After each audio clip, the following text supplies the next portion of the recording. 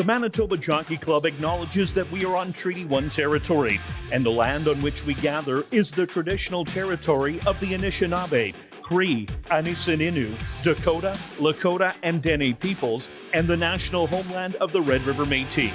We pay our respects to the First Nations and Métis ancestors of this land.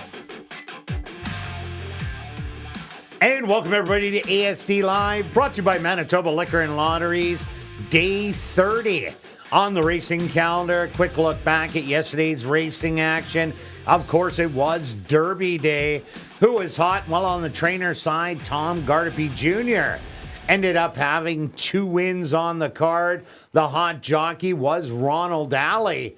He also had 2 wins, so that moved him up to 4th in the standings. Praven Badri still on top. He got the win in the Harvey Warner Manitoba Mile on a great ride on Blazing Bow. Antonio Whitehall in 2nd, Demario Bino in 3rd, and Ronaldo Cumberbatch, who won on Spittin' Kitten in the escape clause, winning by a lip at the wire, but that's good enough. He's rounding out the top 5 with 21. And of course, in the Manitoba Derby, the Invader Bricklayer, after winning 2 in a row, the maiden and a first level allowance, came on over, sat at the back of the field, and swooped them all in the end to grab the roses. Stretch, what did you see on the racetrack yesterday? Yeah, you kind of hinted at an exciting day about the lip photo for the 60-1 shot that really would have lit up the board, but a good ride just to have enough left. There were, not to mention that photo, there was another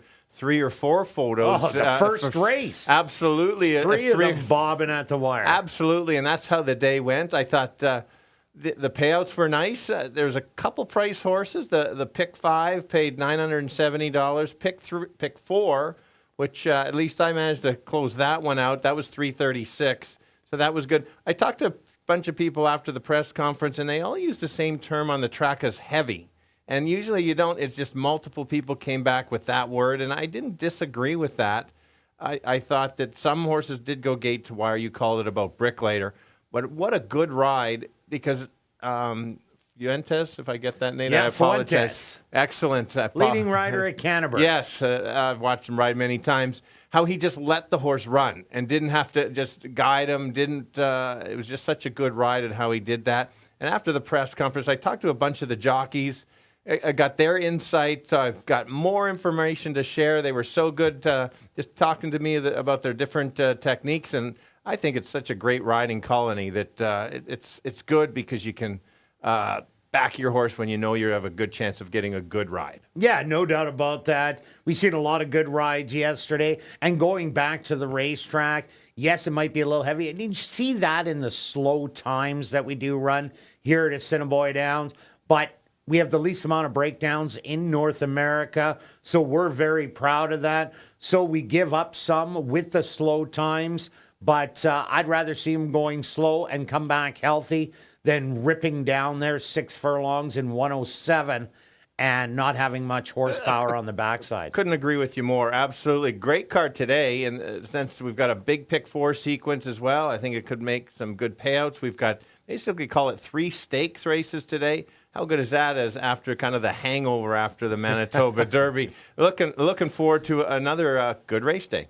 You betcha. Let's kick it off, Stretch, with the $7,500 claimer. 4 3-year-olds and up. They're going to tackle the 1 mile distance.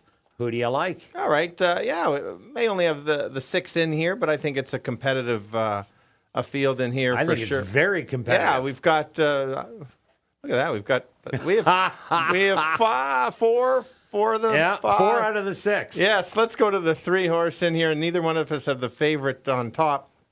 I decided I liked him last time, and he managed to get up late for me in the last race, so that's maybe a fan favorite because of that. But I see the same kind of trip in here.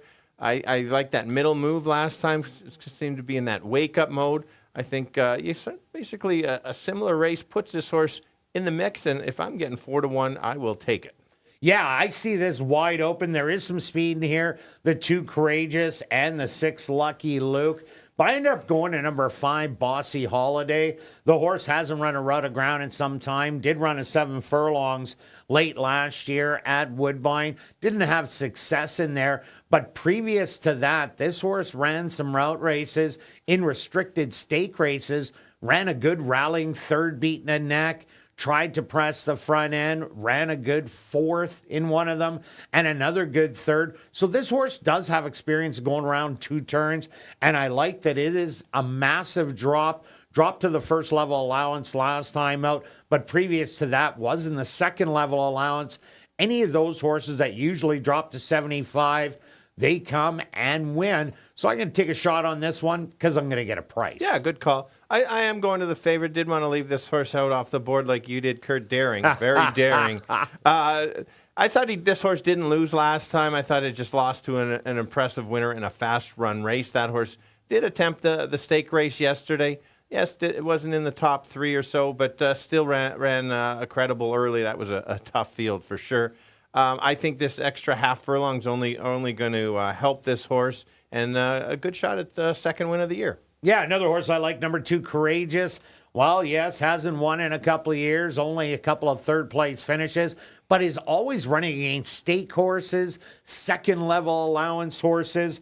Dropped into the first-level allowance 2 outs ago. Ran a really good race in there, only to tire late and be beaten by 9. Now drops to 7,500. Lucky Luke is the other speed. Lucky Luke has run around 2 turns 3 times and did have a little bit of success last year, running 3rd in the second start of the year and went off as the favorite in a 4,000 non-winners of the year.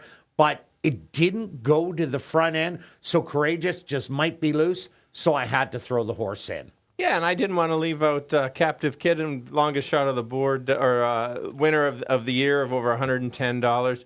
We're not going to get that today, for sure not. What I was impressed last time, this horse sat closer than usual, so kind of a bit of a change in running tactics. I don't think the horse will be as close. It'll be somewhere in between. And just because this horse is clearly on the improve, it didn't finish in the top 3, but this is where you could sneak a price. So I'm 3-4-1, and I'm 5-3-2. Now we're carrying on to race number 2, an allowance race.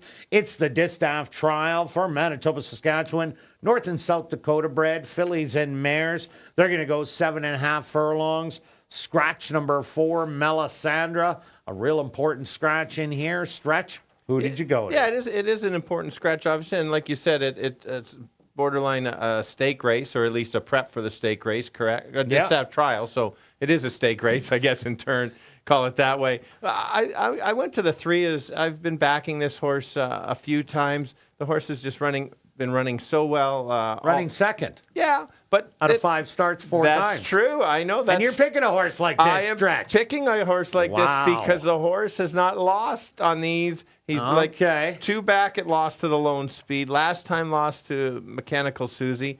The better trips, and then I think that going the distance is the key. Why I've got the 3 ahead of the 7. So I stand by my second-itis rules. But this one is not a second. I've got all my different rules. There's a stretch bylaws where I can adjust. Oh, you can bend them. Yeah, okay, totally. That's great. I think you can turn the tables and go right to the winner's circle. And I'm betting place, though, on my bet. Dazzling Gold is running really well. Another horse I like in here, number 6, Catch the Dream. If you watch that race 2 outs ago, Catch the Dream finished with so much horse. Almost went down at the wire as the jockey, Dane Dawkins, had to hold him. He was hemmed in on the inside. The horses were in front at Russian Pearl and Dazzling Gold. He had nowhere to go, but he still had so much horse and galloped out really well after. Last time out, ran good again, going the 6 furlongs. But I think this horse's best racing goes around 2 turns. There is some speed in here with Russian Pearl, Iamila, and maybe even Mechanic Susie goes out to battle on the front end. But this horse just keeps improving, so I had to throw it on top. Yeah, good point on that 2 back for sure. We both got the 7 in second. How can you not? Not even you would be that silly to leave this horse. Nope. There's a 3 for 3. Just getting better and better. The only why I did put this horse second is because of mixed results going the 2 turns. So, exactly. Yeah. Distance, question mark. That being said, this is a new year, and she's running so well, the distance may not matter. So, but, of course, not leaving it out. Yeah, and the other horse we both like, number 2, Maybella. I really liked this horse 2 outs ago to run second to half in the wrapper, and it was going off at big odds, almost 9-1. And then last time out, I liked it again against Mechanic Susie. Dazzling Gold was just way too far back, but finished with a pile of horse and galloped out really well in there. They take Maybella off of Lasix today. Has been proven going around 2 turns, does like it. If there is a battle up front, Maybella, if she runs the same kind of race, could be a great upsetter. Yeah, and there's a good point, again, you mentioned about watching the replay and understanding how a horse finishes. It doesn't show it in the paper. That's why you watch it, and that's how you get your price horses. Definitely is. 3-7-2. And I'm 6-7-2. Now we're carrying on to race number 3, our co-featured event. It's the 45th running of the Graduation Stakes for 2-year-olds. They're going to go 5 furlong stretch. You're back to GM Foxy. Yeah, it's a good race. We got sure. How it's did only you leave 5. the 5 out? Yep, because I went 2-3-1-5. Oh, okay. So no, I understand your top selection. I was just so impressed on the first race of the 2, dueled and then came back on, and then last time grabbed the lead and just forgot to stop and kept going. I think the same thing can happen. Just a repeat effort puts it there.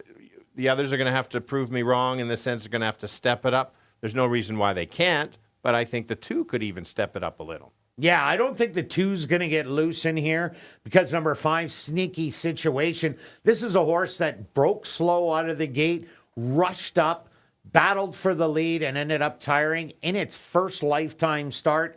Now gets blinkers on. If this horse gets out of the gate, it might be the one that's on the front end because the way it rushed up that first quarter, I think it would have been a lot faster than GM Foxy. That's why I'm putting it on top. And if the blinkers help out even a little bit, this could be your wire-to-wire winner. Yeah, fair call. I'll give the 3 another chance. We were on the 3 last time. Looked so good the first start. If there is that potential duel between the 2 and the 5, or the 5 gets loose and the 2 has to chase, the running style by the 3 can stalk. Obviously, last time out wasn't her race. You don't want to just throw these horses right out like yourself Like I did. So I've got the 3 in second. And it does get first-time Lasix. Maybe that was the problem. I also went to number 1, Red Roadrunner. I liked that this horse showed speed, fell back a little, came back on. Wasn't quite the total Z pattern, but it tried every step of the way. And I really like that in 2-year-olds. You can instill that into them. You can instill the speed part, but the tenacity, you can't give it to these horses. And I saw that in Red Roadrunner last time out, so I had to throw it in. Let's talk about the first-time starter, Turn It Loose. The dad, 10 wins, $200,000 in earnings from 6 furlongs to 1 mile and a 16th. The mom, Critical Choice, 13 wins, $72,000 in earnings. This horse has 5 siblings, 2 of them maiden, 1 unstarted, a 4-time winner of $29,000, and a 3-time winner of $33,000, and they were sprinters. So this could fit this race really well. It is a Manitoba bred against the open horses, but if you're looking for a long shot, this could be it. But I'm going to give you 5, 2, and 1. Now we're going to carry on to race number 4, kick it off. $50,000 guaranteed pick 4 wagering with a $7,500 claimer for 3 and up maidens. They're going to go 6 furlong stretch. Did you look at the right race? Good call. Yes, I did. I think you took the filly. Yes, that's fine. We know the fillies have been beating the boys, and it's going to happen. I found this race. I'll start by saying I don't like my picks. Okay. So that's another waiver on and this. I like this race. Well, that's good because I don't. You'll see how many horses I have selected in here. Now, basically, yes, you got it. I think there's actually a battle between your top 3 selections. Yeah, that would be 2, 4, 5. And if that's the case, you need 3, 6, 2. Okay. But so I went by process of elimination here. I think I've backed this 3 multiple times, and I'm paying for it dearly. I'm giving this horse another chance. Drops from the maiden special weight into the claiming. I like that. You get a workout. dirtied up form the last 2 races, not very good. They should drop this horse. If I get that battle between 4, 2, 5, then it comes 3 coming late.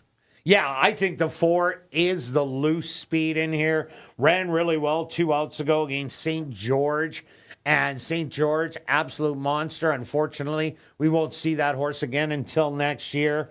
And Moritada last time out went against Ice Storm and Tea Party. Today, Ice Storm has come back and win 2 races since, including the one yesterday. And this horse easily opened up on the field and then ended up tiring. I don't see a big closer in here, so I'm looking for more of Tada to hit the front end and just keep going with this drop in class. For sure. I knew you would not include the 6, which I wouldn't blame you to include the 6. I did see it. I'm bitter about that Anano Carroll race where you liked Anano Carroll. So that's why I'm allowed to play this horse, because I did bet the winner and played against this horse. I just couldn't make this horse my top pick because of all the seconds. But I think this horse potentially gets another dream, will get another dream trip, cuts back in distance, and if the other ones stop, then this horse certainly can be there. If the speed is holding or they don't duel, my picks are not even close. But remember, I gave that disclaimer that I didn't like my pick. So I'm covered on this race, but I think he'd be closing late. Yeah, the 6 looks like the only closer in the race. I also like number 2, Double Karuba, also taking that maiden allowance drop down to the bottom, 7,500. Had to chase after Moritada last time out. Ended up getting tired, but the horse was off almost 5 weeks going into it and has had 2 workouts since. So what they said, the horse probably came back huffing and puffing, needed a little more fitness, 2 more works, tighten it up. So Double Karuba, I think, is going to be a lot better today. And the 5 Pick and Riffs is sitting on a win, a couple of seconds, and a 3rd place finish. I don't think it will be going to the lead. I will think that it is a stalker in here. Has been running good enough. The speed backs up. Just might inherit the lead and have to fend off 3 rough shots. So I'm going to give you 4, 2, and 5. I'm 3, 6, 2, and I might add that I've bet all of these horses to win at some point, and they're all still maiden, so you can do the math. All right, 3, 6, and 2 for you. Now we're on to race number 5, our other co-featured event. It's a 36 running of the Manitoba Oaks. 4 3-year-old fillies going the 1 mile distance stretch. We're both on Midnight Lady again. Yeah, another solid stakes race. How good of a week has this been with these stakes?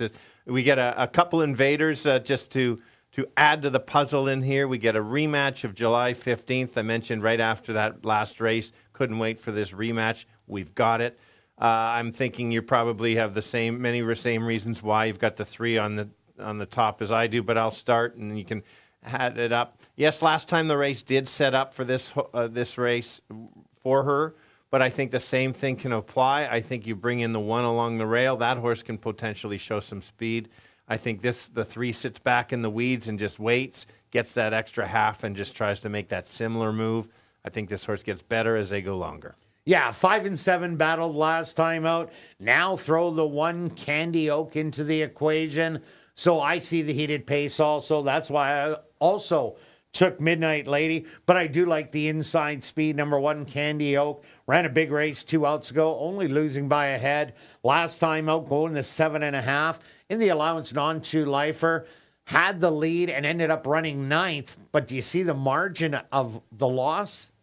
Only 2 lengths. Good call. To 9th. Are you kidding me? So that means if I'm betting that race back, I'm going to be just taking the longest odds on the board and mixing them up and trying to make a ticket out of that. But I think that was a great race. Nice workout at Louisiana Downs prior to coming here, a 5 furlongs in 101. Inside speed was pretty dangerous last night. So I think Candy Oak with a big shot. Good call. One thing I will add is a bit of a handicapping, a teaching moment here. When there's that many horses that close together, there's the discussion whereas maybe the field is not that good, and because there's so many close together. I'm just saying I've seen that discussion when there's so many that close that nobody jumps off. I do like your pick. I could have included it. I did in the pick 5. just more of I didn't get story time yesterday. I thought of a teaching moment in there. There you go. All right. I thought it was a good race, so that's fair. That's fair. Let's 50-50. 50-50. You decide which way. We'll find out after the results. Let's go to the 5. Yes, this horse, I thought this horse ran so well last time, did press the pace. She had to duel with the outside horse, the 7. The 7 was on the inside last time. I'm not sure if this horse has to have the lead. They may, depending on what kind of tactics they do. I just thought this horse ran too well to leave off the board. We'll see how the race sets up. Maybe a middle move or just the pace is holding. So can't leave it out. She's been running really good. And number 6, Zarina. This is a horse that's just a model of consistency.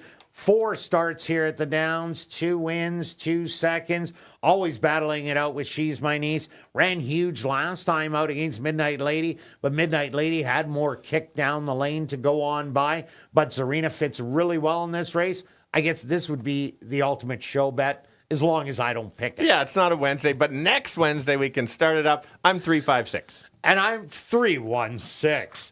Now we're going to carry on to race number 6, an allowance race 4, 3 and up maidens. They're going to go 6 furlong stretch. What do you like? All right, I could go in a couple directions, and we went in the same direction in here. So I went to the 4. I thought this horse potentially has the lone speed, or at least the most speed in here. Last time was pressed on the inside. By, I can't remember on that. It wasn't really pushed. Pushed a little. You didn't think so? I thought it was kind of being annoyed. The inside horse was annoying that horse, and I think this horse certainly can clear at least. I got the nice workout coming in. I like that the horse is lightly raced, so I think the horse should improve. Yeah, I agree with you. I'm thinking that it will move forward off that race. Another horse I like, number 5, Dare to Endure. Only the 1 lifetime start, but it was a nice, even effort. And comes back with a nice workout in 37-4. Lise Pruitt, second time out on horses. She's been very dangerous. You get the services of Antonio Whitehall. So I think that's a great combination. Those are my top 2. Yeah, I went to the 2 as my second selection in case the speed does back up. This horse, if you look back, 3 back, and when it went the 6 furlongs, only lost by a neck in a nice race there against Silver Blur. Then ran against in the Derby trial. A little overmatched, and then last time, basically, a bit of problems at the start. I don't think this horse can go the 2 turns. Again, another one not looking good. Those last 2 races, maybe you can get a price on that one. And round it out with Moonman. Moonman lost all chance last time. Basically, this horse was so far back, it was like on the other side of the perimeter, if you know Winnipeg, and then got back in around the track and made up a lot of ground. I was impressed. Adds blinkers. Just can't be too far back. There's some potential with this horse, depending on how the track goes. Yeah, no doubt about it. And they had blinkers on today. We'll see if that helps the fortunes. But I'm 4-5-2. Now we're going to carry on to race number 7, a $10,000 claimer. 4 3-year-olds and up that are non-3 lifers. They're going to go 6 furlongs. What a wide open race this is. It is, yeah. Fun race to kind of close it out. I think there's speed and even maybe more speed in here. I agree with you, but we've seen that last night in the last race, and the speed all stuck around except for Curly Asa, who ran second. Yeah, good point. Well, we'll see how it goes today. We've backed this horse before, I think you've probably used this horse. Yeah, I used it. Yeah. I like this horse. It made a middle move last time out and then flattened, so I like, again, the cutback. I do like that angle, especially when they do something. I think that this horse can just sit back. If you look back at that 2 back, that's the trip I see, and it just kind of sets it up. Many of the horses in here just have 1 lifetime win. This one has 2. Yeah, 4, 6, 7, 8, 9.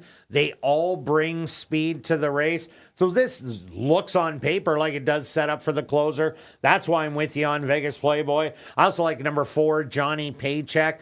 This horse does have speed, but it also has stalking speed. But I think just last couple times, it just moved too early. Tried to go into the lead, carry on with it. You weren't going to beat Ratliff City last time out, who has since come back to win. Lost to Lollipop Kid as it made the early move to go after the speed and then tired late. A more patient ride. Might be able to get a little bit of odds on this one. For sure. And if I like the 2, I should like the 3 a little bit because this horse, they battled 2 back together, ran both nice races. They both did the same thing. This one was eligible for the Derby trial. Was close early and then faded, but more importantly, look at that 2 back. And again, if there's that pace battle, I need those closers. Yeah, and to round it out, I took number 8, Lollipop Kid. Won this condition 3 outs ago. Then went into the very tough first level allowance. That is not an easy spot to be in with Curly Asa, Starship Chewbacca, Magnolia Speed, St. Pio. This is so much easier for Lollipop Kid. I just don't like the post position. Yeah, and I used the 7, same kind of angle. You're taking a shot on the 8 on the outside. I went with the 7 just because this horse ran so well last time. Did it ever? I just couldn't leave this horse out. It's just, it's got to figure a way at getting the right race shape or just be that much better to kind of press, take over, and hold off the closers. But I didn't want to leave it out. 2, 3, 7. And I'm 2, 4, and 8. Good luck with all your wagers this evening. And I'll be right back with the changes on this evening's Carter Racing.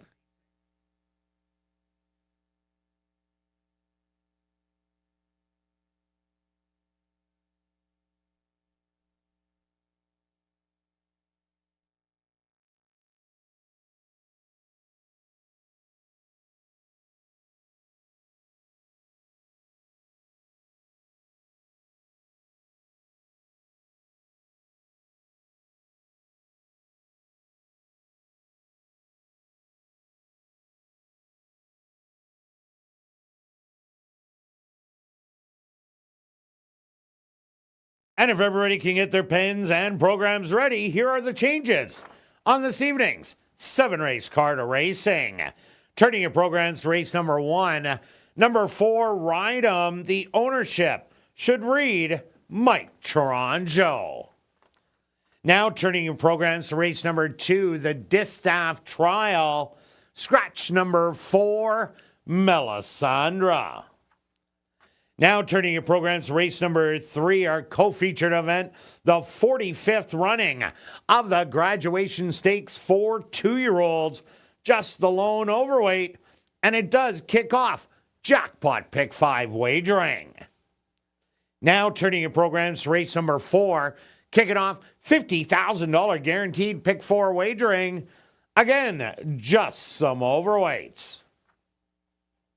Now turning your programs to race number 5, our other co-featured event. It's the 36th running of the Manitoba Oaks for 3-year-old fillies. There's just overweights.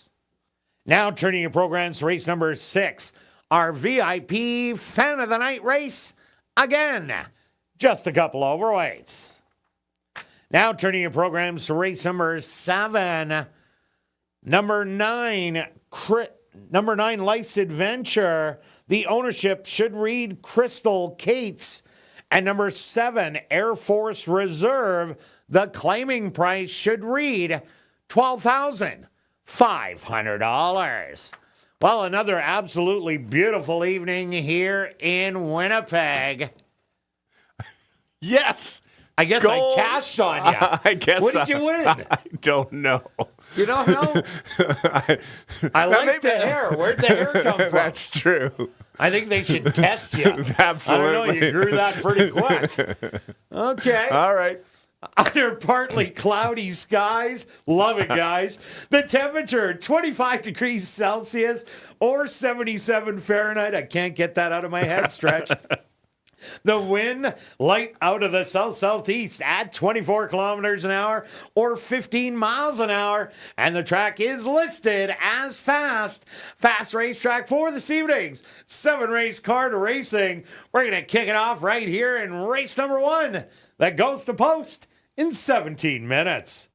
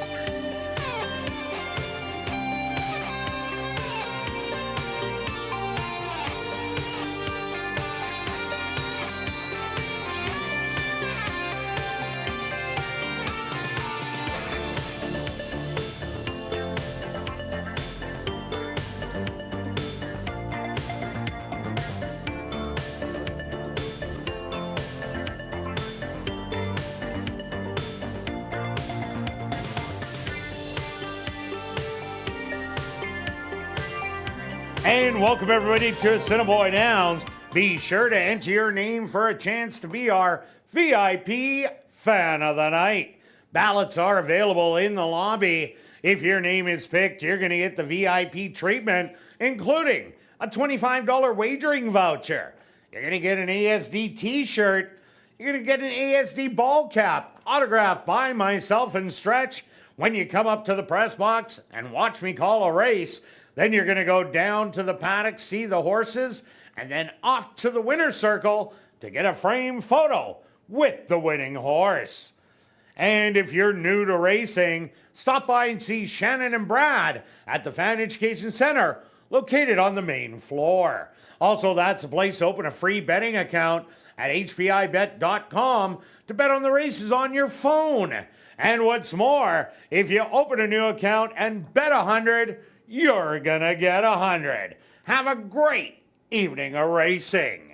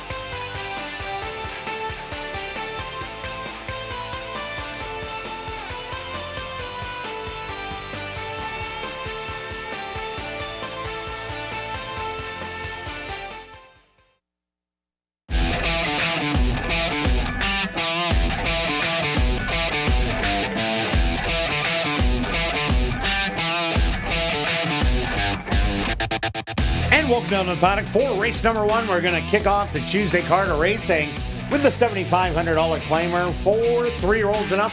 They're going to tackle the 1 mile distance stretch. Who do you like? All right, here we go. Let's start with the 3-horse. That's my top selection. I liked him last time. I like his running style. 2-back wasn't a great one, but there was a bit of problems. And then the other 2 aren't bad at all. I think this horse can get the right trip and kind of close at 2-1. Was 4-1 when we did ASD Live, maybe because I was talking and they were listening. That usually doesn't happen. It's only when you talk they listen. But that's okay. I just think this horse can get the right trip and certainly be in the mix. Yeah, I think the problem 2 outs ago is he ran into Willis Chill. Well, there's that and too. Totalizer. Totalizer won the second level allowance with Willis Chill running in the top 3 in there. I ended up going to number 5, Bossy Holiday. Has been camping out at the second level allowance before dropping to the first level last time out. Didn't run a bad race. Only got beat by 4.5 to Slews Back, who we seen win the last race last night, battling it out and surviving the battle. Bossy Holiday has run around 2 turns in the past and with success, hitting the board in 3 of the 4 times it's went around 2 turns. I think this horse, with the drop in class, might be a little sharper, expected to be forwardly placed. I don't expect it to be about 10 lengths off of it, but with that drop, I think you have to respect this horse. That's fair. Yeah, a good point and good research. And if you look at the bottom of the card, there's that mile of 16th at Woodbine that put that horse right there. I went to the 4. This horse had a couple seconds the last 2 trips. 3-back won the race. I think this horse just likes to always be in the mix, and I like these type of horses. Ran against just a big winner last time in a really quick time, so you have to kind of narrow it. I don't think they're going to do 130. They're not. If they do 133. Yeah, 133 in the mile? Yeah, I don't think so. But let's say they do the 141 or 140 and change. That puts this horse right there. Yeah, no doubt about it. But the horse really doesn't like a mile. 8 starts, no wins, 1 second, 3/3. And that's why I put it down in my picks.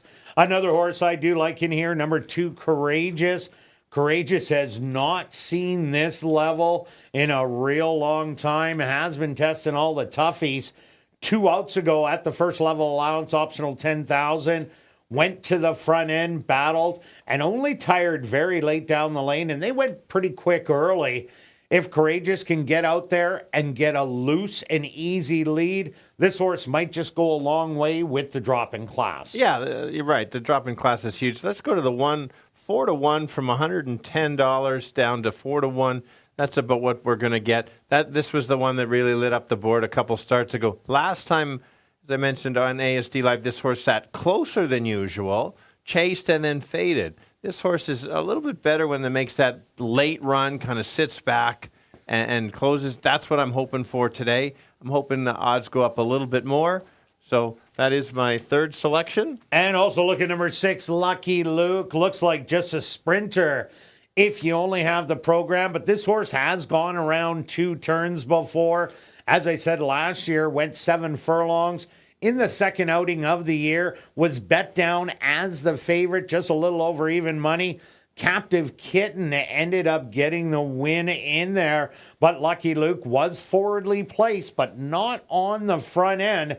It's going to be interesting to see what Siobhan Bell and Lee Delaron, the plan they come up with in here. Maybe it's going to be a stalking roll, but this is a great opener stretch. I had a real hard time with this race. What do you got? I'm with you. That's why I've taken look at your pick 3. I did. I had a real hard time with that's this fair. one. I bet ride them almost every single time. True. I don't disagree with you, but I've got it. 1, 3, and 4. That's why I can play a $2 ticket. Wow. We got 1, 3, 4 with 3, 6, 7 with 2. Just off. People won't know this. I adjusted my bet. I didn't go with the bet Beth change alert. I added your 6. You sold it to me for the next leg after 2. So I've tuned that in, lowered it. long story short, 134 with 367 with 2. $18. All right, myself, I went after the pick 3. I hit the all button. I just want to get through this leg. Then I took 2 and 6 and rounded it out with 2 and 5. $1 ticket for $24. Good luck with all your wagers here in race 1, and we'll see you back for race 2.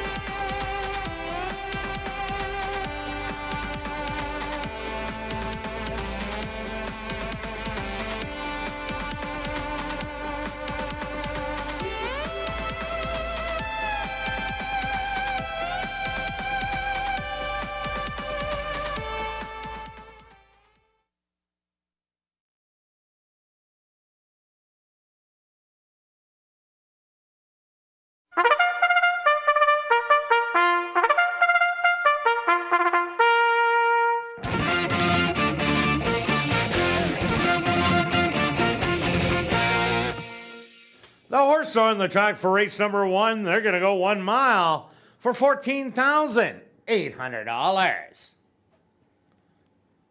Number 1 is Captive Kitten, owned by Hearthstone Stable, trained by Victoria Morse with Douglas Battleau. Number 2 is Courageous, owned by Hetty Kling, trained by Maria Stanford with Chavi and Chow. Number 3 is Westover, owned by Marvin and Deb Buffalo, Laverne Swanson, Hugh Heron, and Double D's stable, trained by Marvin Buffalo with Ronaldo Cumberbatch.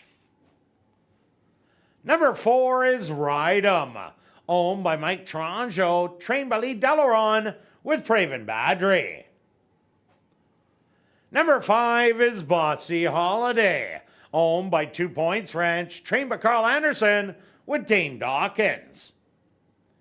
Rounding out the field is number 6, Lucky Luke, owned by Don Senebal, trained by Lee Delaron with Siobhan Bell. Post time for race number 1, approximately 3 minutes away.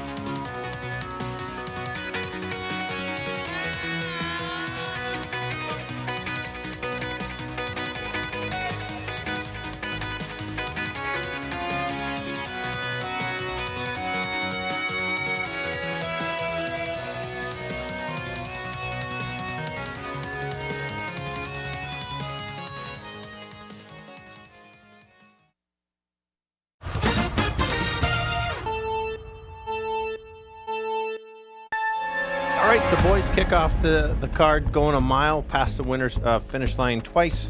Let's go to the 3-horse, current second choice on the board. Competitive race. This horse dropped from a higher level into the 7,500, ran a real nice race, sat back, made that late move to take over. I see the same thing happening in here.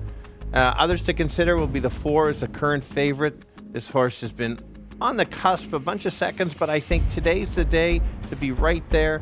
Does belong in this level. And the long shot of the race, don't leave this one out. Closed 2 back. Last time showed some speed. I think this time closes late to get up. 3-4-1. Kirt. Yeah, Stretch, this is quite the puzzle in here. I had a hard time with it. I went to number 5, Bossy Holiday, dropping from the first level allowance after running in the second level allowance 2 and 3 outs ago. This horse has gone a rut of ground with limited success, but has a really good running style. I do like number 3, Westover, who got up to win by a narrow margin, but if there is a pace battle, that'll play into the hands of Westover. And number 2, Courageous. If you like loose speed, this is a horse that just might be able to get loose in here with the 6 chasing all the way around. But I'm going to give you a 5, 3, and 2. Good luck here in race number 1.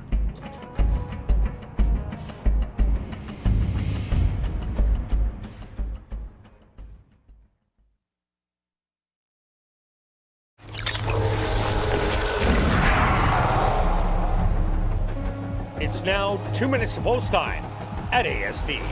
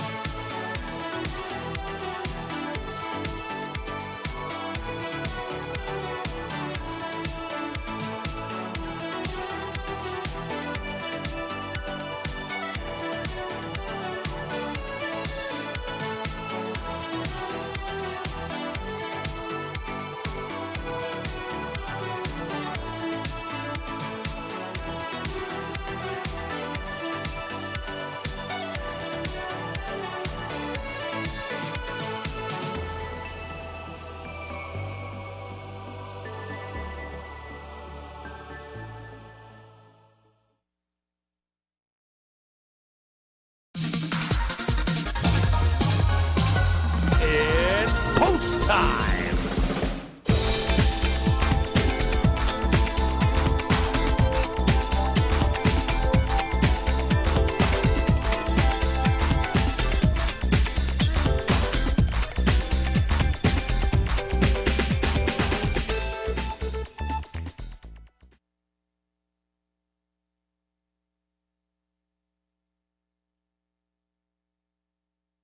Captive Kitten, first to step into the starting gate. Courageous now in. Here comes Westover from the middle. Ride 'em, the current 9-5 favorite, is in. Just 2 left to load. Bossy Holiday. And now just waiting on Lucky Luke.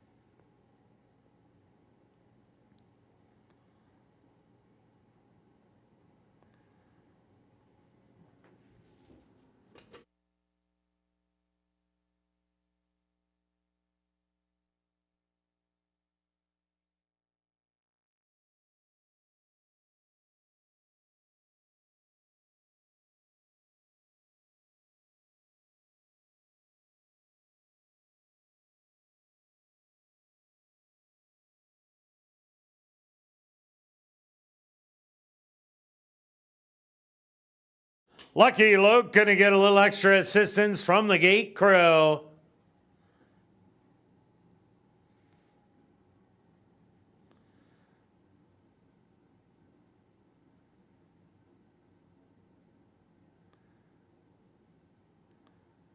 Lucky Luke is now in. They're at the post.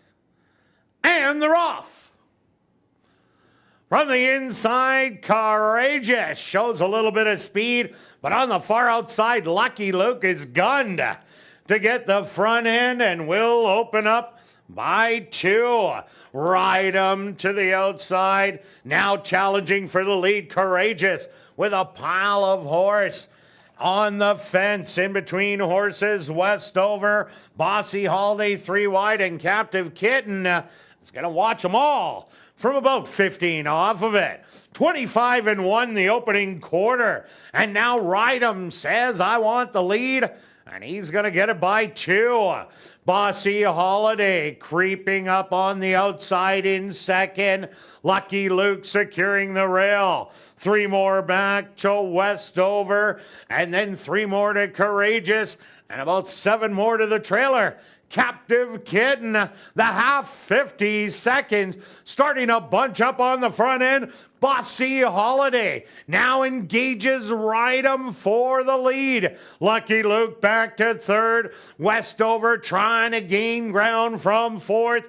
Courageous still well back in fifth, and Captain Kitten has sprouted wings from the back, has a lot of work to do. 1:15 to the head of the lane, and Lucky Luke takes the rail trip and grabs a short lead. On the outside, Bossy Holiday. Coming on the inside, Captive Kitten, and on the far outside, Westover. 4 across the track.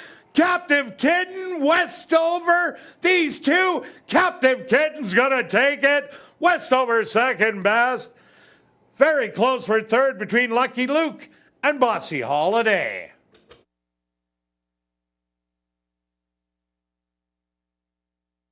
Ladies and gentlemen, please hold all tickets. A Stewart's inquiry into the running of race number 1.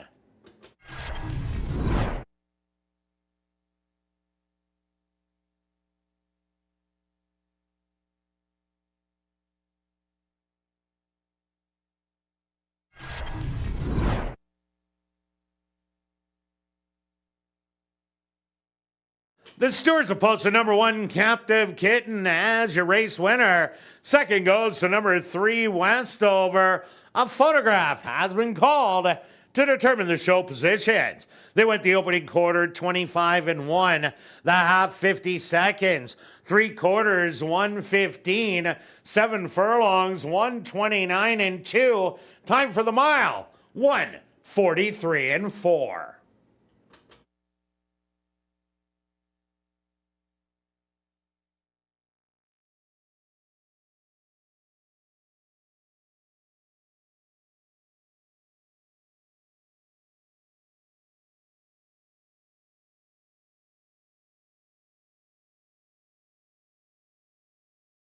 Results of the photo show number 6, Lucky Luke, finishing third. Fourth goes to number 5, Bossy Holiday.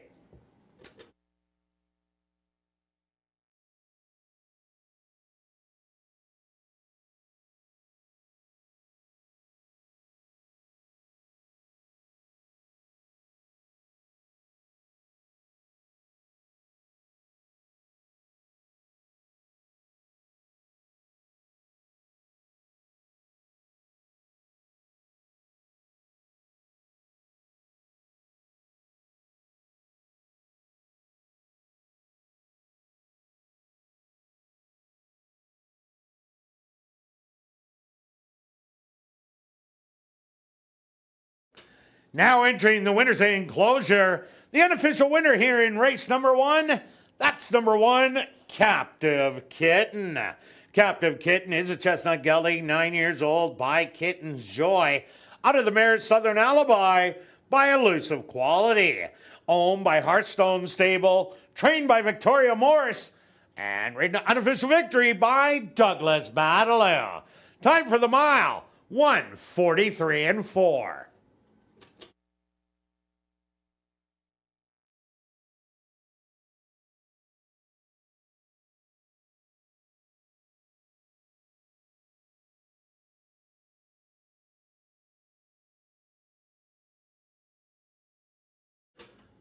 Ladies and gentlemen, the stewards are removing the inquiry sign off the board as it does not affect the order of finish. 1, 3, 6, and 5 will become official.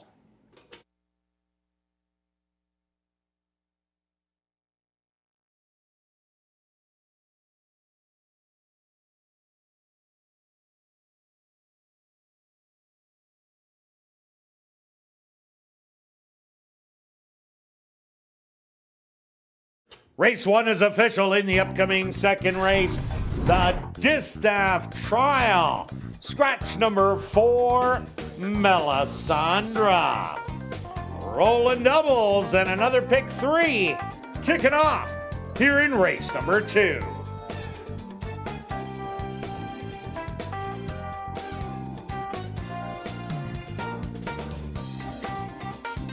And be sure to check out the 140 VLTs in our spacious Club West Gaming Lounge, located on the second level of the grandstand and open all day, every day from 10 a.m. to 1 a.m. And tonight and every race night, we will be drawing for $500 cash at 11:30 p.m. in the VLT Lounge during Crazy Hour.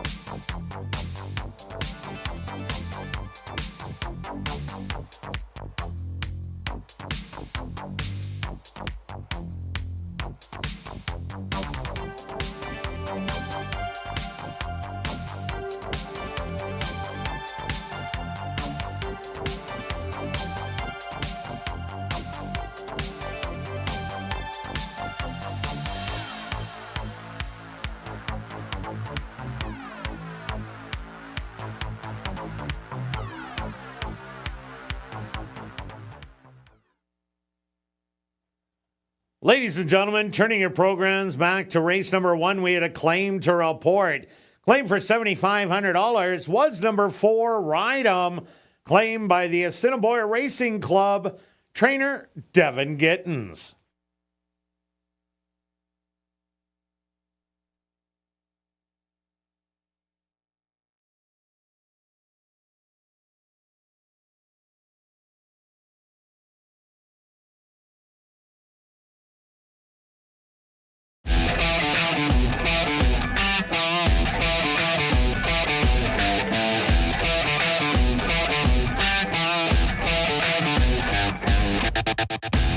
And welcome back down the paddock for race number 2.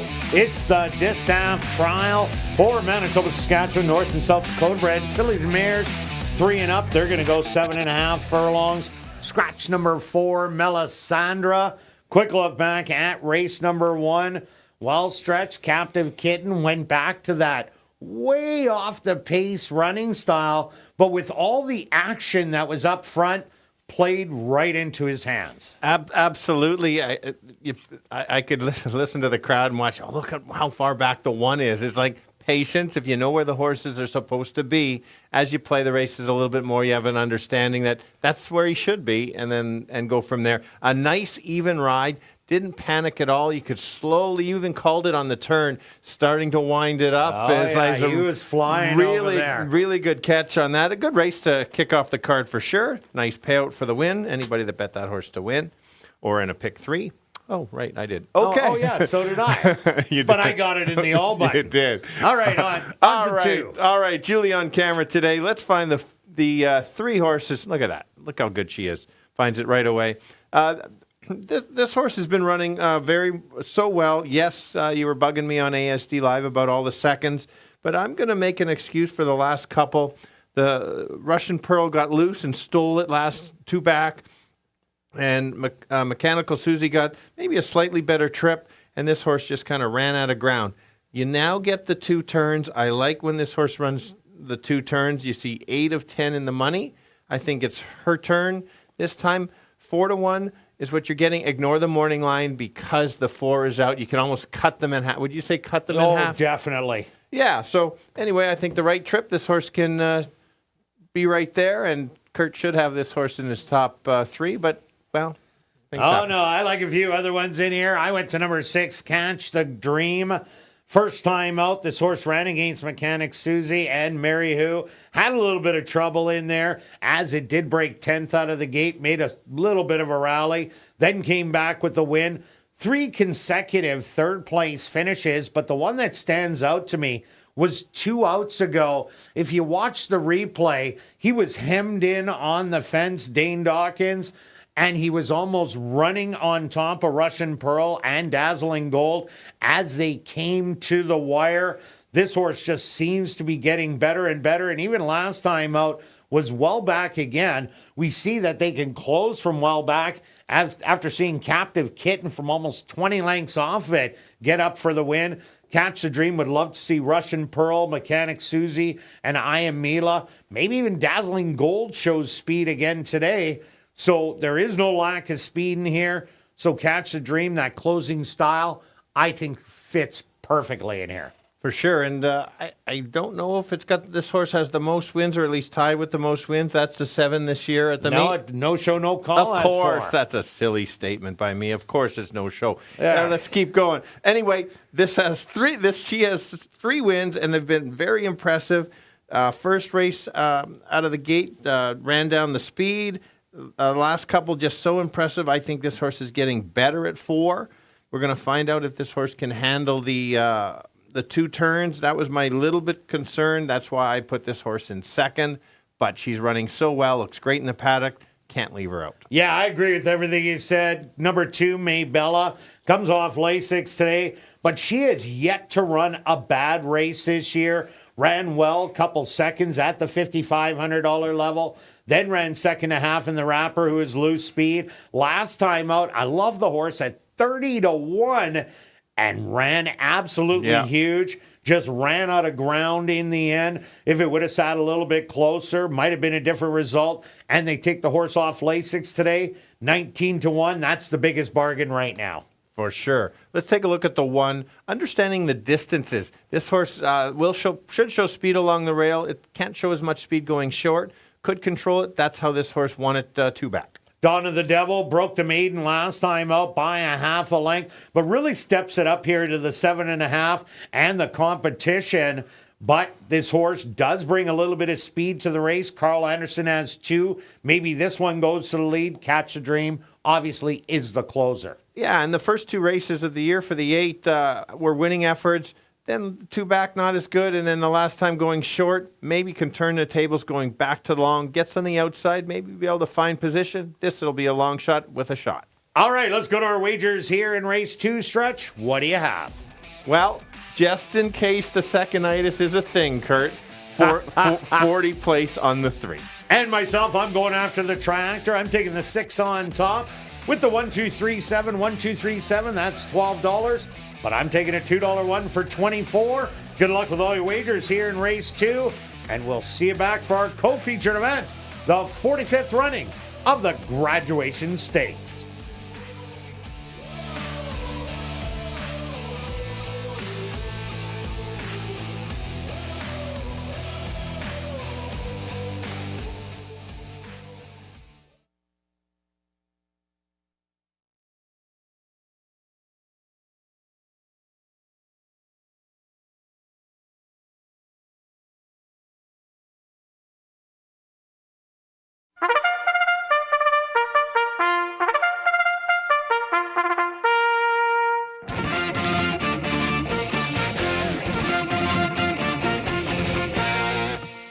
The horse on the track for race number 2, the Distaff Trial. They're going to go 7.5 furlongs for $20,000. Number 1 is Russian Pearl, owned by Larry Falloon and Ron Wiley, trained by Devin Gittins with Rashad Knights. Number 2 is Maybella, owned by TP Racing, trained by Maria Stanford with Neville Stevenson. Number 3 is Dazzling Gold, owned by A2 Thoroughbreds, trained by Michael Nault with Praven Badri.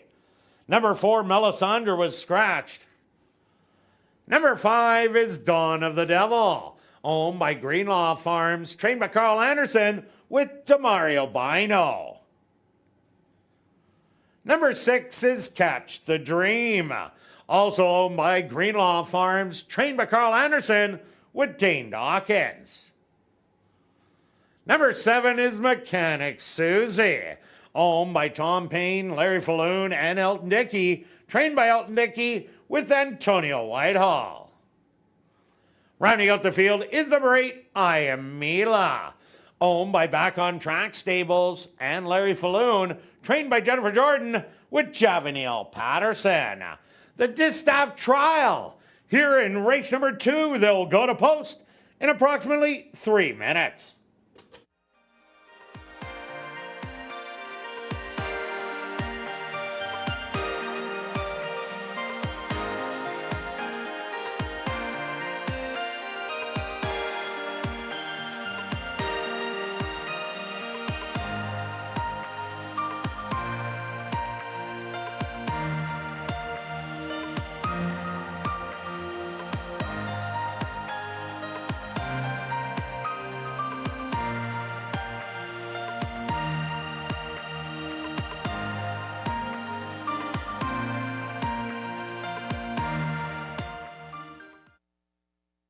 Assiniboia Downs has introduced a new 50-50 draw that will take place each and every night. The jackpot is currently at $950 and growing. Tickets are 1 for 10, 10 for 20, 50 for 50, or 200 for $100.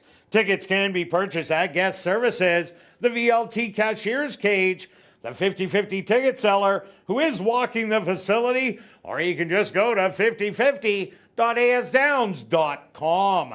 The draw will take place at 10 p.m. tonight, and proceeds will benefit Final Furlong and the Winners Foundation.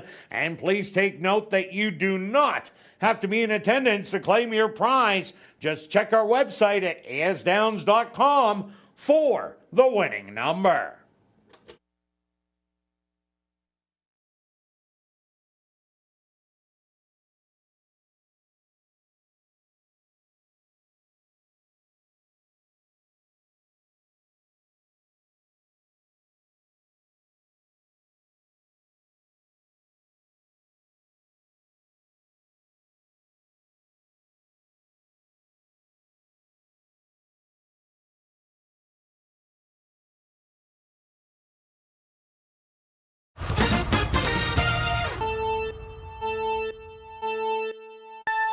All right, this time the girls going the 2 turns, which is 7.5 furlongs this time. Let's go to the 3, get a nice price at 7-2. This horse already has a win this year, a bunch of seconds, but just sitting on another breakout effort. Should sit just off the pace and try to make a late run.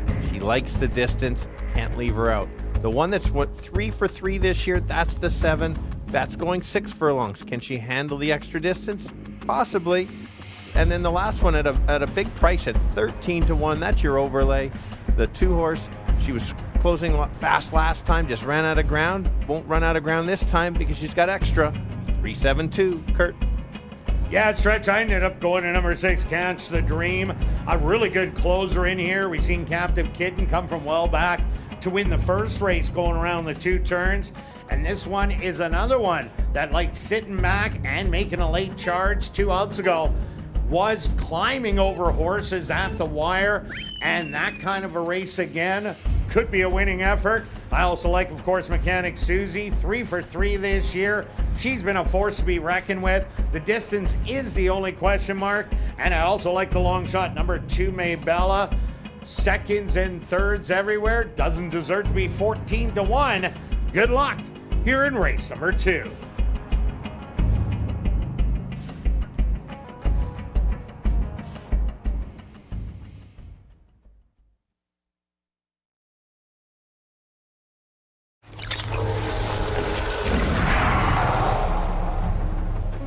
It's now 2 minutes to post time at ASD.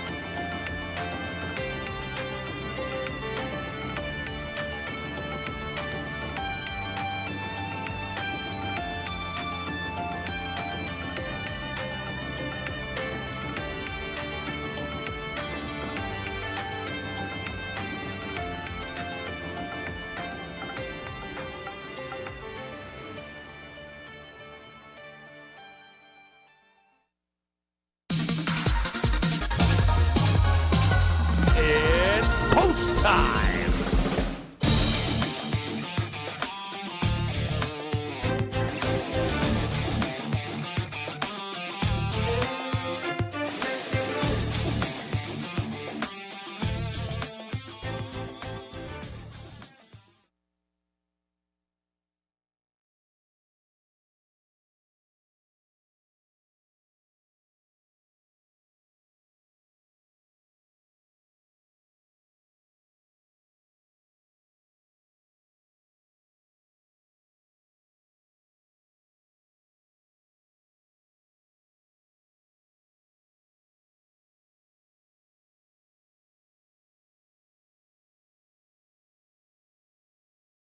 The front gates are open for Russian Pearl to enter the starting gate.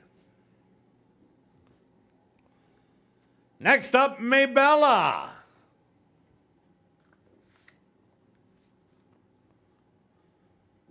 Here comes Dazzling Gold.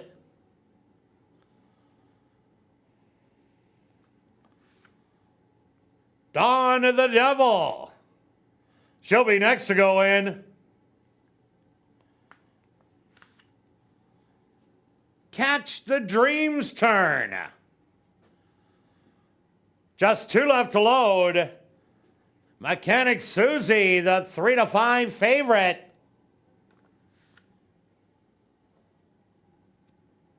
And now just waiting on I Am Mila.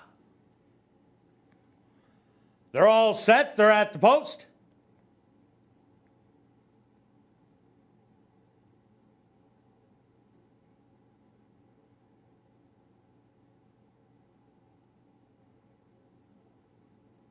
And they're off. Breaking in the air was I Am Mila. From the inside, Russian Pearl quickly goes out to capture the early lead by a length and a half. Settled back in second, Dazzling Gold. Maybella on the rail in third with Mechanic Susie to her outside. Catch the Dream 3 wide in fifth. Another length and a half back to Dawn of the Devil, and I Am Mila will be the early trailer after the poor beginning. A rather slow opening quarter. 26-1. Russian Pearl nursed on the front end, has opened up an advantage by 3. Dazzling Gold moving up from second. Mechanic Susie creeping closer in third. Maybella back to fourth. Catch the Dream in fifth. Dawn of the Devil and way back to I Am Mila, who's about 15 off of it. The half, 51 seconds. And it's Russian Pearl getting company in between horses. That's Dazzling Gold and Mechanic Susie coming with a big run. 3 wide, Catch the Dream. In fourth, they hit the head of the lane. On the outside, Mechanic Susie has the running room. Russian Pearl on the inside. Catch the Dream with a belated rally, but it's Mechanic Susie. Gonna take the distaff trial. Second's gonna go to Catch the Dream. Third to Russian Pearl. And fourth to Dazzling Gold.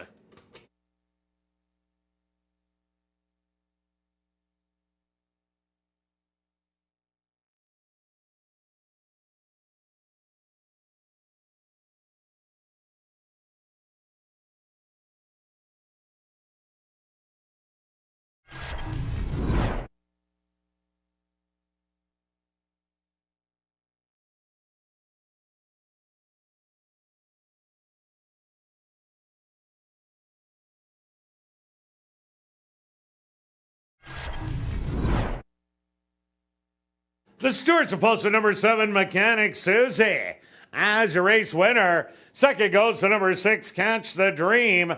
Third to number 1, Russian Pearl. And fourth to number 3, Dazzling Gold. They went the opening quarter 26-1. The half 51 seconds. 6 furlongs, 116-1. 7 furlongs, 129-2. Time for 7.5 furlongs, 136-3.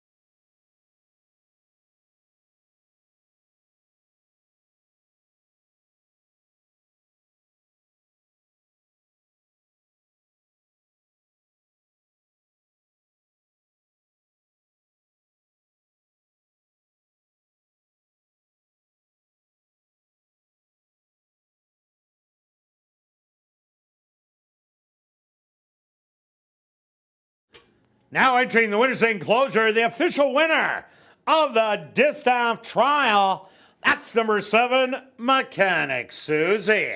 Mechanic Susie is a dark bay or brown filly, 4 years old, by Nonios, out of the mare Quantum Mechanics by Einstein.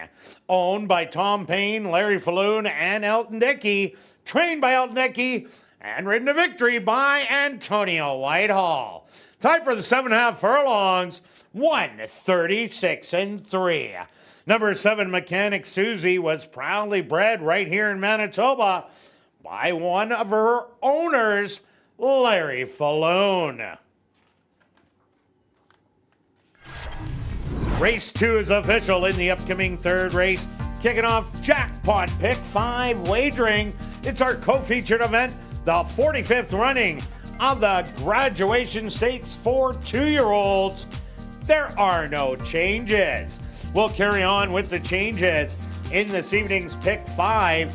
No changes in race 4, 5, 6. Turning your programs to race number 7. Number 7, Air Force Reserve. The claiming price should read $12,500. Number 9, Life's Adventure. The ownership should read Crystal Cates.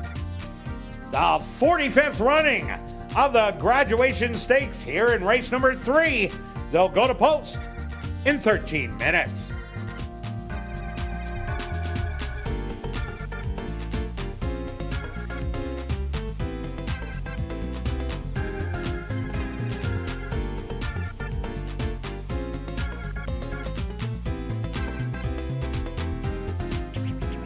And be sure to check out the 140 VLTs in our climate-controlled Club West Gaming Lounge, located on the second level of the grandstand and open all day, every day from 10 a.m.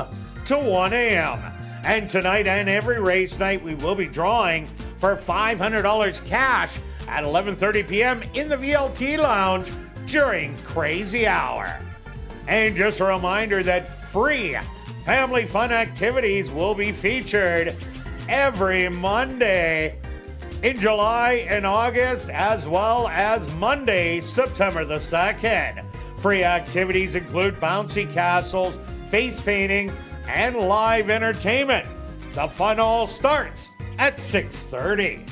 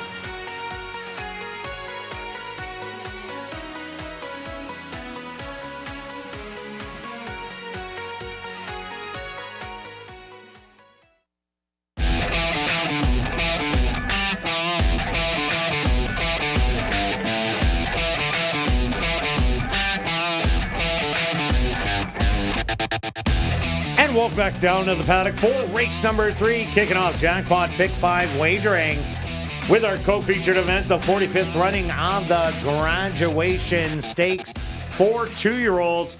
Quick look back at race number 2. While Mechanic Susie came in with 3 straight wins to start off 2024, and she looked dynamite again, drawing off to victory, but Catch the Dream ran a really good race for sitting that far back. Absolutely. We got the loose speed, the dawdling early pace, sometimes you like to mention, on the 26.51, and then 3 had to chase, but you're right. Still, so clearly you can close on this track. No doubt about it. So here we go. Yeah, 4 wins, closing out, tied with no show, no call now. Yeah, All okay. Right. Who do you like in here, Good Stretch? Good 2-year-old stake race. Many unknowns because they're so lightly raced, but I'm going to start with the 2. This horse has already hit the 2 starts. Good first race, even better second race. This horse looked so good, grabbed the lead and just kept going. Based on that first effort, you mentioned that the 5 might be showing speed. Don't disagree with you, but I think this horse can battle and just kind of keep going.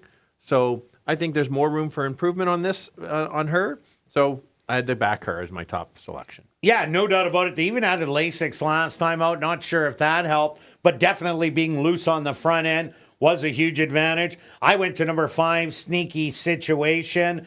Adds blinkers on today, and first time out, never got out of the starting gate very well, but came with a big rush on the outside and had nothing left in the end. Ran second, beaten 6 lengths, but with a horse that makes the move too early, that's what costs them late in the race. If Sneaky Situation gets out of the gate clean, draws an outside post in here, that's an advantage. I think this horse can upset, and currently 4-1. That's fair. You expect improvement, and it's a good call. That's usually what happens. Not to mention it was her first lifetime start, so usually you're going to kind of need one. I'm giving the 3 another chance. It was the big favorite last time. I wouldn't say there was much trouble in there, but that 2 back was trouble. Wow, did that horse look good? Yeah, and so I didn't want to just completely disregard it. That would be silly, Kirt. Yeah. But anyway, let's give this horse another shot. Runs back to 2 back. Certainly can be right there. Yeah, no doubt about it. I also like number 1, Red Roadrunner. Only the 1 start so far at the maiden allowance. Had to chase every step of the way and fell back, but came back on in the end. So it shows that this horse does want to fight to get a piece of things. So I think Red Roadrunner will be forwardly placed in here, and maybe if the 2 and 5, they go battle it out, it'll set up for someone underneath, or maybe even Turn It Loose, who the breeding on it says this horse should be a sprinter. So I think Red Roadrunner, while 5-2 on the board, someone definitely likes it. Let's talk about number 4, Turn It Loose, the dad. 10 wins, $200,000 in earnings from 6 furlongs to 1 mile and 16th. The mom, 13 wins, $72,000 in earnings. She was mostly a sprinter. 5 brothers and, 1 brother, 4 sisters. The brother, 3 wins, $33,000 in earnings, was a sprinter. And that half brother He's a Doozy. We know that one, tenacious, who's fought for every victory. The other one, 4 wins, 29,000 speed. That's a half sister. And the other 3, 2 maidens and a non-starter. Yeah, lots of information there. All right, let's go to our wagers here in race 3. Jackpot Pick 5 time, all fresh. Stretch, Yeah. I'm going to take the pot. Yeah, well, that's one. It's interesting you say that because I've seen it go. You have the mandatory, and then the next day it goes again. You just need that combination. You're not getting that $1 million in the pool and all the combinations. So it's not a bad time to take a small shot. And I've got the 1, 2, and 3 in here with 2, 3, 6, with 1, 3, 5, 6, with 4, with 2, 3, and 7. I have a few extra dollars lying around, so I played a $4 tri-wheel. 2 with 1, 3 with 1, 3. All right, now I have 1, 2, and 5 in here. The 2 and 4, then the 1, 2, 3, 5, 6. Also keyed the 4, and then took 2, 3, 4, and 8 for $24. Good luck with all your wagers here in race 3, and we'll see you back for race 4.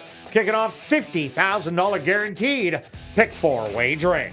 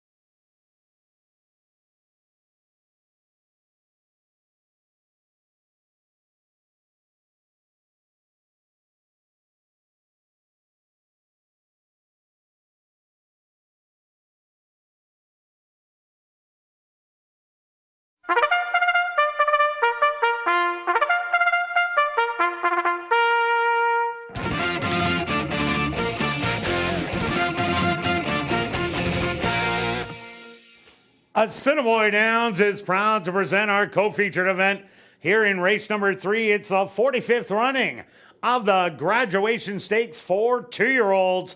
They're going to go 5 furlongs for $50,000. Number 1 is Red Road Runner, owned by ASD Thoroughbreds, trained by Michael Nault with Praven Badri. Number 2 is Gee, I'm Foxy, owned by Railside Stable, trained by Jared Brown with Ronald Alley. Number 3 is Welcome to Hollywood, owned by Jared Brown and John Gannis, trained by Jared Brown with Dario Dalrymple. Number 4 is Turn It Loose, owned by Dark Cloud Racing, trained by Jamie Hartman with Demario Bino. Rounding out the field is number 5, Sneaky Situation, owned by Shelley Brown, Anderson Livestock Stable, Blackstock Stable, and Oslin Bell, trained by Shelley Brown with Ronaldo Cumberbatch. The 45th running of the graduation stakes. They'll go to post in approximately 3 minutes.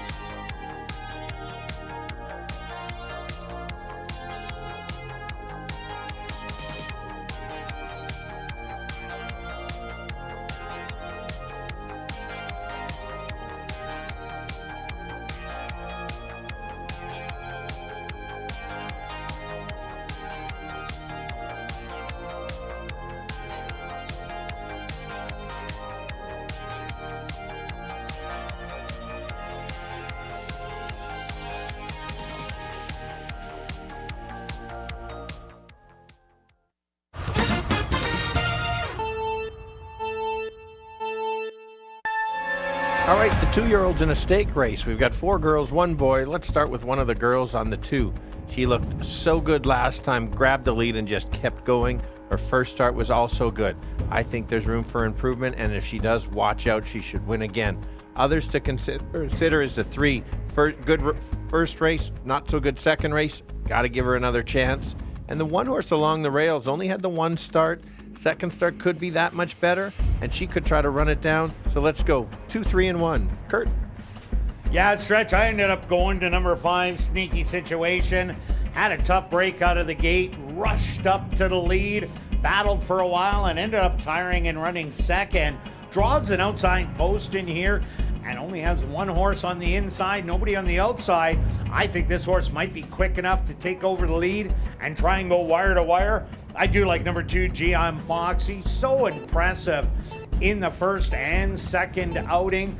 Last time out, 1 for absolute fun. If I'm Foxy gets the lead, we'll go all the way. And I like number 1, Red Roadrunner. Tried every step of the way, and we'll have that inside draw. So I'm going to give you a 5, 2, and 1. Good luck here in race number 3.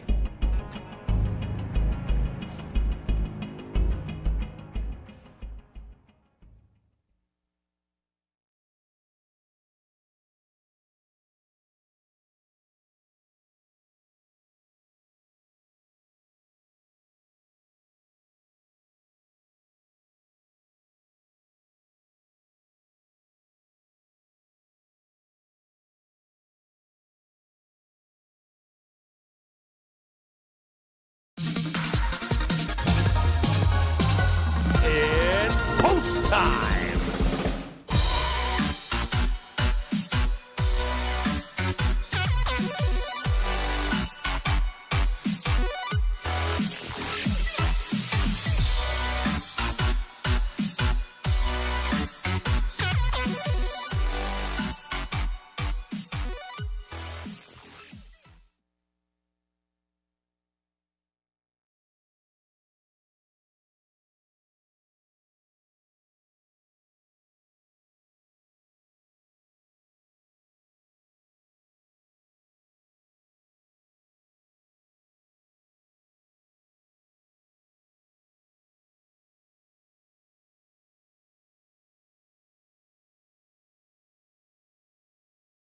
Red Roadrunner leads the 2-year-olds into the starting gate. Next up, the 3 to 5 favorite, I'm Foxy.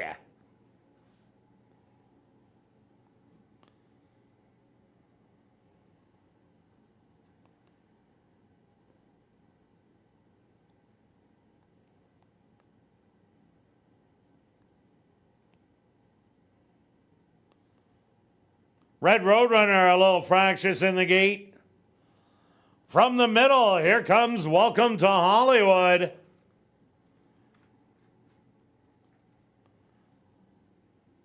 Just 2 left to load. Turn It Loose. And now just waiting on Sneaky Situation.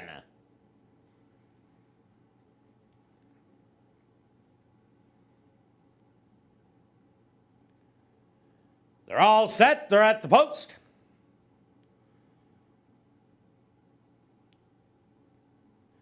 And they're off in the 45th running of the Graduation Stakes. On the inside, I'm Foxy. Goes out for the early lead, but is getting some company today by Welcome to Hollywood in between horses and Sneaky Situation. 3 wide, a Red Roadrunner.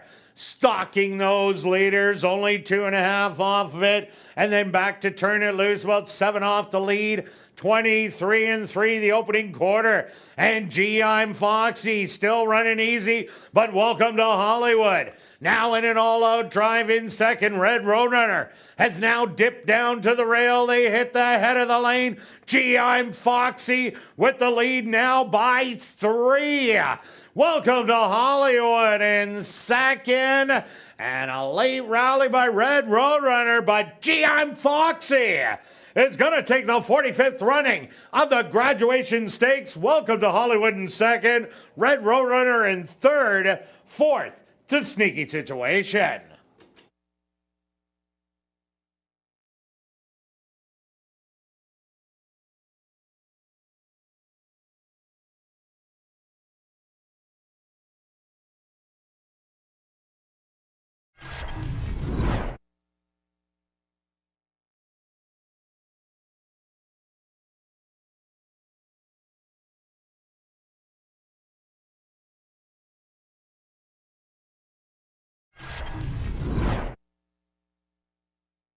The Stewart's opposed to number 2, G I'm Foxy, as your race winner. Second goes to number 3, Welcome to Hollywood.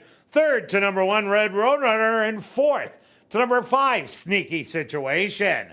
They went the opening quarter 23-3, the half 48-1. Time for the 5 furlongs, 101-4.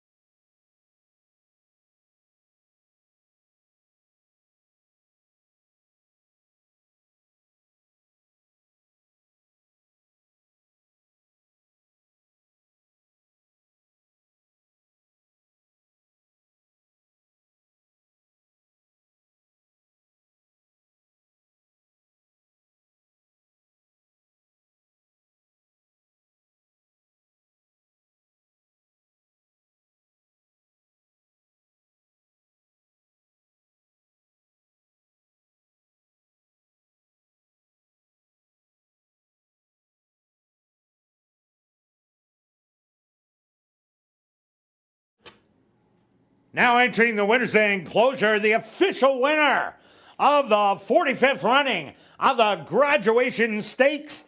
That's number 2, G I'm Foxy.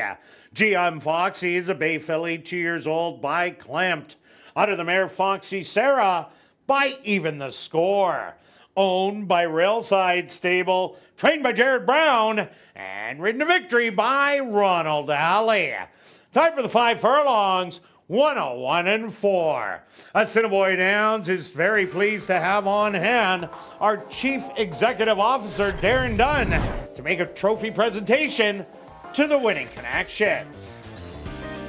Race 3 is official in the upcoming 4th race, kicking off $50,000 guaranteed pick 4 wagering.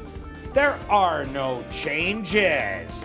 The only changes in this evening's pick 4 come in race number 7. In race 7, number 7 Air Force Reserve, the claiming price should read $12,500. And number 9 Life's Adventure, the ownership should read Crystal Cates. $50,000 guaranteed pick 4 wagering starts right here in race number 4.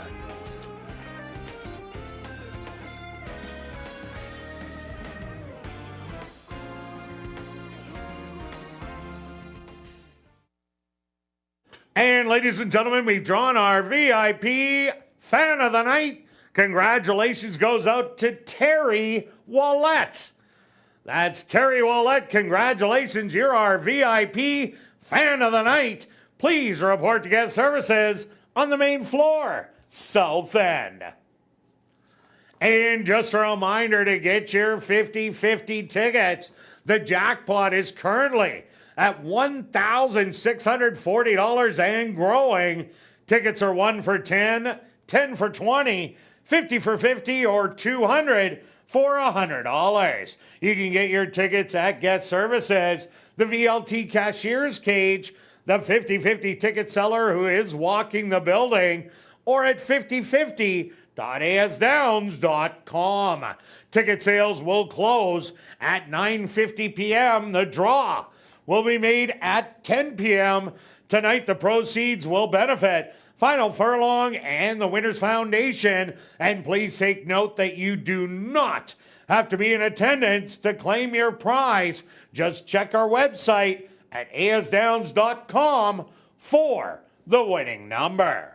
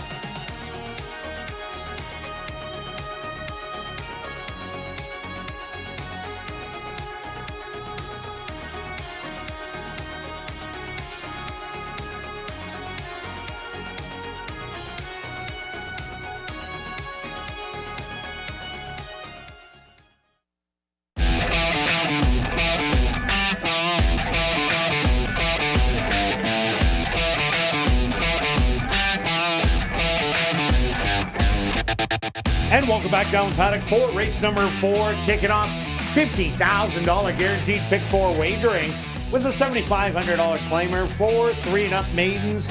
They're going to go 6 furlongs. Quick look back at race number 3, well stretch. Gee, I'm Foxy has totally figured things out. Broke out of the gate, got challenged, but had another gear, and then coasted to victory. Yeah, I was impressed by re-braking and taking off. Good race. Everybody challenged. It was a good 2-year-old race. Yeah, and welcome to Hollywood. Nice comeback to run second. Okay, on to race number 4, pick 4 time stretch. Who do you like? Yeah, already a bunch of money in there. Should go well over the 50. Let's go to we see it obviously completely different. You think somebody's getting loose. I think the closers, so I think they're going to go fast early. My horses are going to close late. I've got an 8-1 shot on the 3, as Julius got that horse pointed out. Coupled not so good races, was even the favorite the last 3 times. 3 back was okay, the other 2 not so, but drops in class from maiden special weight to claiming. Yes, is running against the boys. I'm okay with that. Has a workout coming in. If it runs back to a couple of the early races got here, certainly in contention. Yeah, I ended up going to number 4, Moritada, 2 outs ago. Ran a winning race, unfortunately ran into a real toughie in St. George. Last time out, showed speed once again, but Tea Party today was able to rally. Ice Storm ran second, and Ice Storm has since come back to win 2 back-to-back very impressively. I think this horse will clear in here and last a long time on the front end. For sure. And the other true closer, as you thought there weren't that many closers, and that was a fair statement, is the 6. Going off as the favorite, careful on the win price. This horse has had many good trips and just come up short. Kind of like the last one. Correct. But at least if everybody backs up, this horse can get there. It doesn't have a great turn of foot, but just runs evenly. Is a big horse. I like the strides. It just has to get going early. Certainly can be there. Also look at number 2, Double Karuba, also taking the drop from maiden allowance down to 75. This horse was off 5 weeks coming into that last race, chased after Moritada, and then tired late down the lane, but does have 2 workouts since. So what that tells me is they thought the horse wasn't fit enough and should be much fitter today. For sure. And if you take a look at the outside horses, the 3 long shots, 7, 8, and 9, they all cut back in distance. And I like when that happens. The 7 showed speed last time and got a little bit tired. The other ones might not be their distance. You look at the 9, that horse closed late, a few back. And the 1 is just trying to find its level. Lightly raced could improve. Yeah, and even the 5, Pick and Riffs. Watch out for this one. Pick and Riffs ran good 2 outs ago, running third behind a maiden allowance dropper. Ananano Carroll came back to win. Narrowly denied by a half a length last time out. Bit of a wide open race in here, stretch. Pick 4 time. What do you got going on? All right, I've got why play 1 ticket when you can play 2? Oh. So I've got 2 tickets. This is how I like to play the tickets because I've got 2 different keys. I could hit it twice. Yeah. Just have to be right once in one of those. So it's 2, 3, and 6, 1, 3, 5, and 6 in both legs. Keying the 4 in the 6th and keying the 2 in the 7th on opposite tickets. You can see the board 4 with 2, 3, 7 or 1, 2, 4. Take a look. I play both. It's hard to play just the 1 ticket. You don't want to add Tada in there at all with all those tickets? I'm very confident with my ticket. You know what? Make that a $5 pick 4-wheel. I'm so good. No. Oh, yeah. no, Beth. Just leave it as it is. And I'm just taking the 4 in the first leg. I'm going to try and get the key early with the 1, 2, 3, 5, 6. Then I'm taking 4 and 5, rounding it out with 2, 3, 4, and 8. That ticket is $40. Good luck with all your wagers here in race 4. And we'll see you back for race 5, our other co-featured event, the 36th running of the Manitoba Oaks.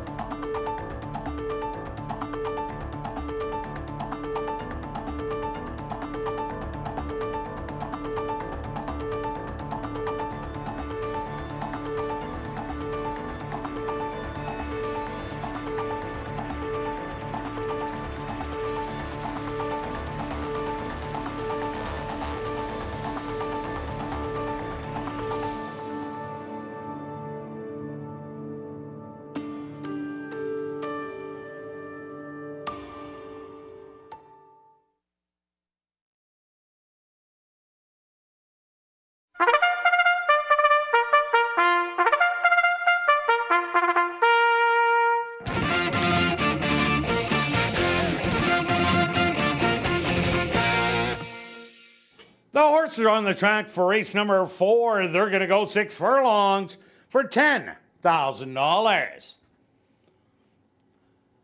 Number 1 is El Muzzin, owned by Line Life Stable, trained by Ryan DeJarlis with Chavi and Chow. Number 2 is Double Karuba, owned by A2 Thoroughbreds and True North Thoroughbreds, trained by Michael Nault with Praven Badri. Number 3 is Tree Hugger, owned by Wind Dancer Stable, trained by Wendy Anderson with Ronald Alley. Number 4 is More of Tada, owned by Arneson Farms, trained by Lise Pruitt with Ronaldo Cumberbatch. Number 5 is Pickin' Riffs, owned by 2 Points Ranch, trained by Carl Anderson with Demario Bino. Number 6 is 3 Rough Shots, owned and trained by Terry Cole, Neville Stevenson aboard. Number 7 is Charlie's Glitter, owned by Henry Witt Jr., trained by Lee Delaron with Arthur Badu. Number 8 is 'Cause I Believe, owned by Dark Cloud Racing, trained by Jamie Hartman with Rashad Knights. Rounding out the field is number 9, Dad's a Mumbler, owned by Mike Powers, trained by Lee Delaron with Sachin Paris. $50,000 guaranteed pick 4 wagering starts right here in race number 4. They'll go to post in approximately 3 minutes.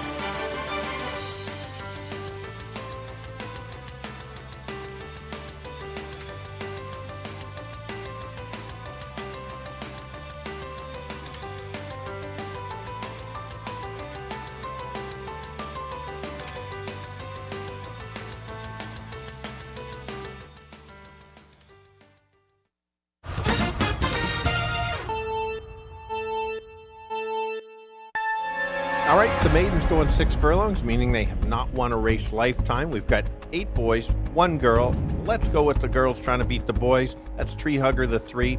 Couple not so good races, but at a tougher level. She drops in class, has a nice morning workout, should sit off the pace and try to take over from the early speed. I think there's a battle up front, and maybe she can do that. The current kind of co-favorite is a 6. He will not be on the lead. He'll be sitting back and try to make a late close from the back. And the 2 horse should have better positioning up close and try to just press the speed, take over. That horse certainly can be there. So let's go 3, 6, and 2. Kirt. Yeah, Stretch, I went to number 4, Mora Tada, has showed speed in every lifetime outing. I really like that race 2 outs ago against St. George. Didn't lose the race. St. George was just way too good last time out, opened up and ended up tiring. I think might get an easy lead in here and could go all the way. I also like number 2, Double Karuba, was off 5 weeks going into the last start. Tired late down the lane, but came in with 2 workouts since. And number 5, Pickin' Riffs, great running style, will be stalking the leaders and trying to pounce late. So I'm going to give you a 4, 2, and 5. Good luck here in race 4.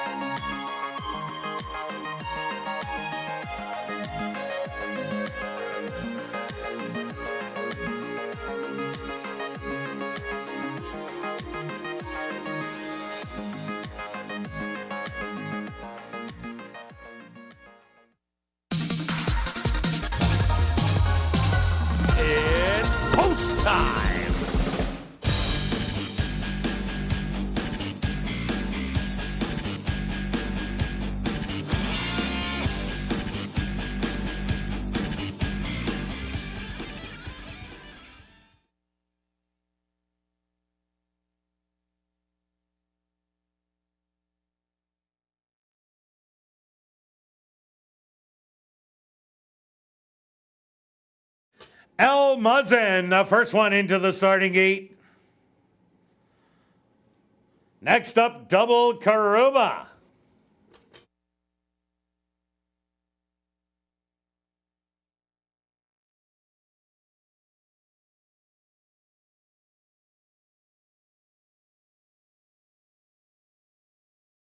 Tree Hugger, the filly, is the next to go in.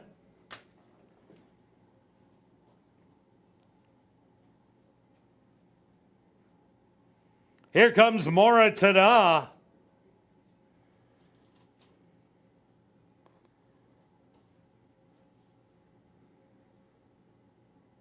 Pickin' Riffs will be next.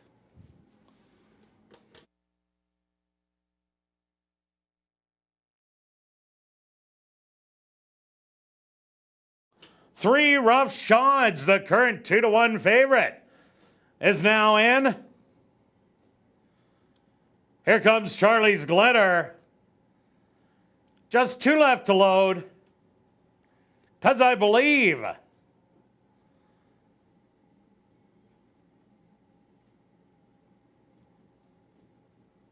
And now just waiting on Dad's a Mumbler. The field is set. They're at the post.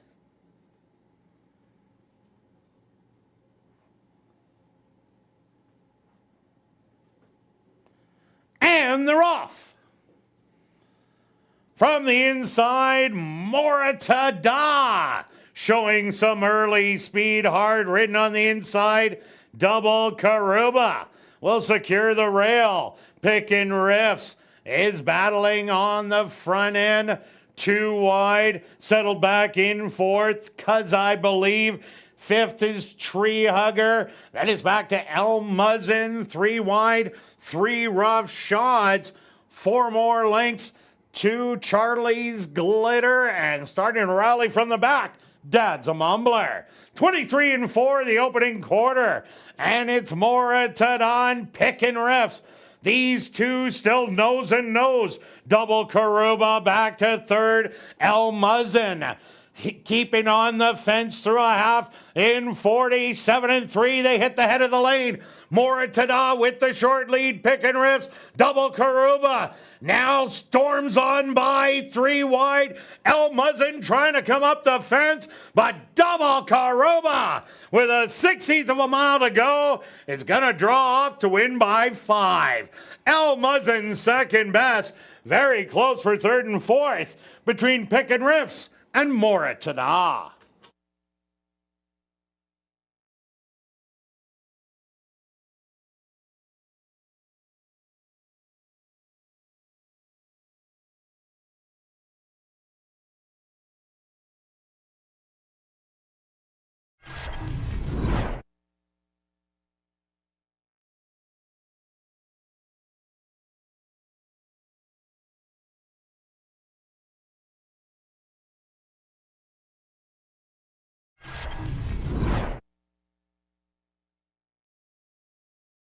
The Stewart's opposed to number 2, Double Karuba.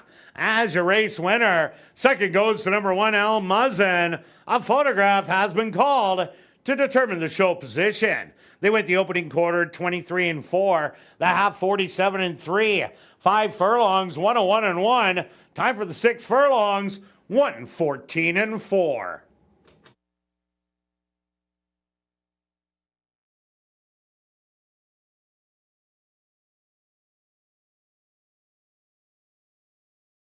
Results of the photo show number 5, Pickin' Riffs, finishing 3rd. 4th goes to number 4, Moritada.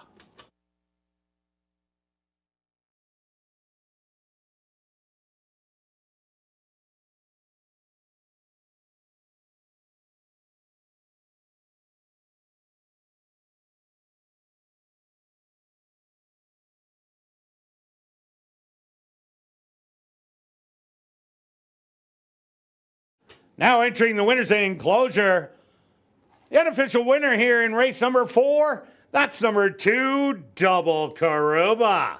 Double Karuba is a dark bear brown gelding, 3 years old, by firing line, under the mare Jay's Hotshot Lady, by badge of silver.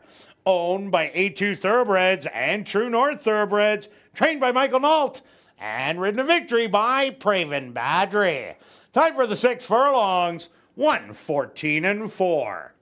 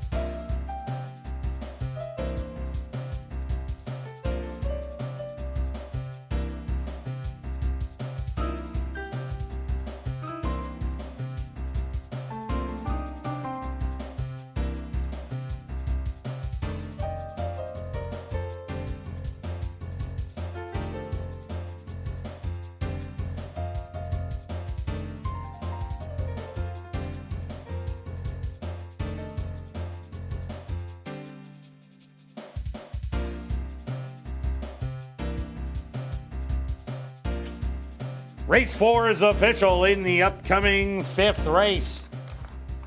The 36th running of the Manitoba Oaks for 3-year-old fillies. There are no changes. Post time for the Manitoba Oaks, 13 minutes away.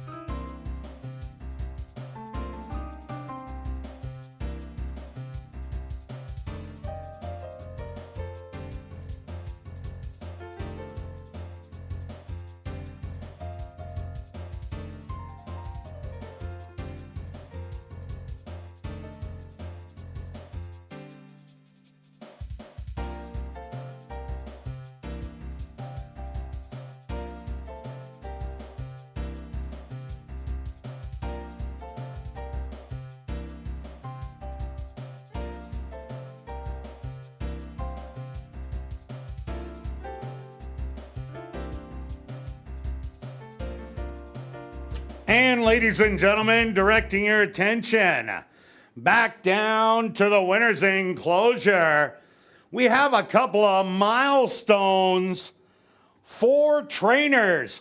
First off, Andre Ellis on your left. He had his first career win as a trainer. Congratulations to Andre Ellis and continued success in your training career, and also an accomplishment on the right side of the winner's circle. Trainer Bill Mooney gets his 100th career win as a trainer. Congratulations to Bill Mooney and congratulations to Andre Ellis.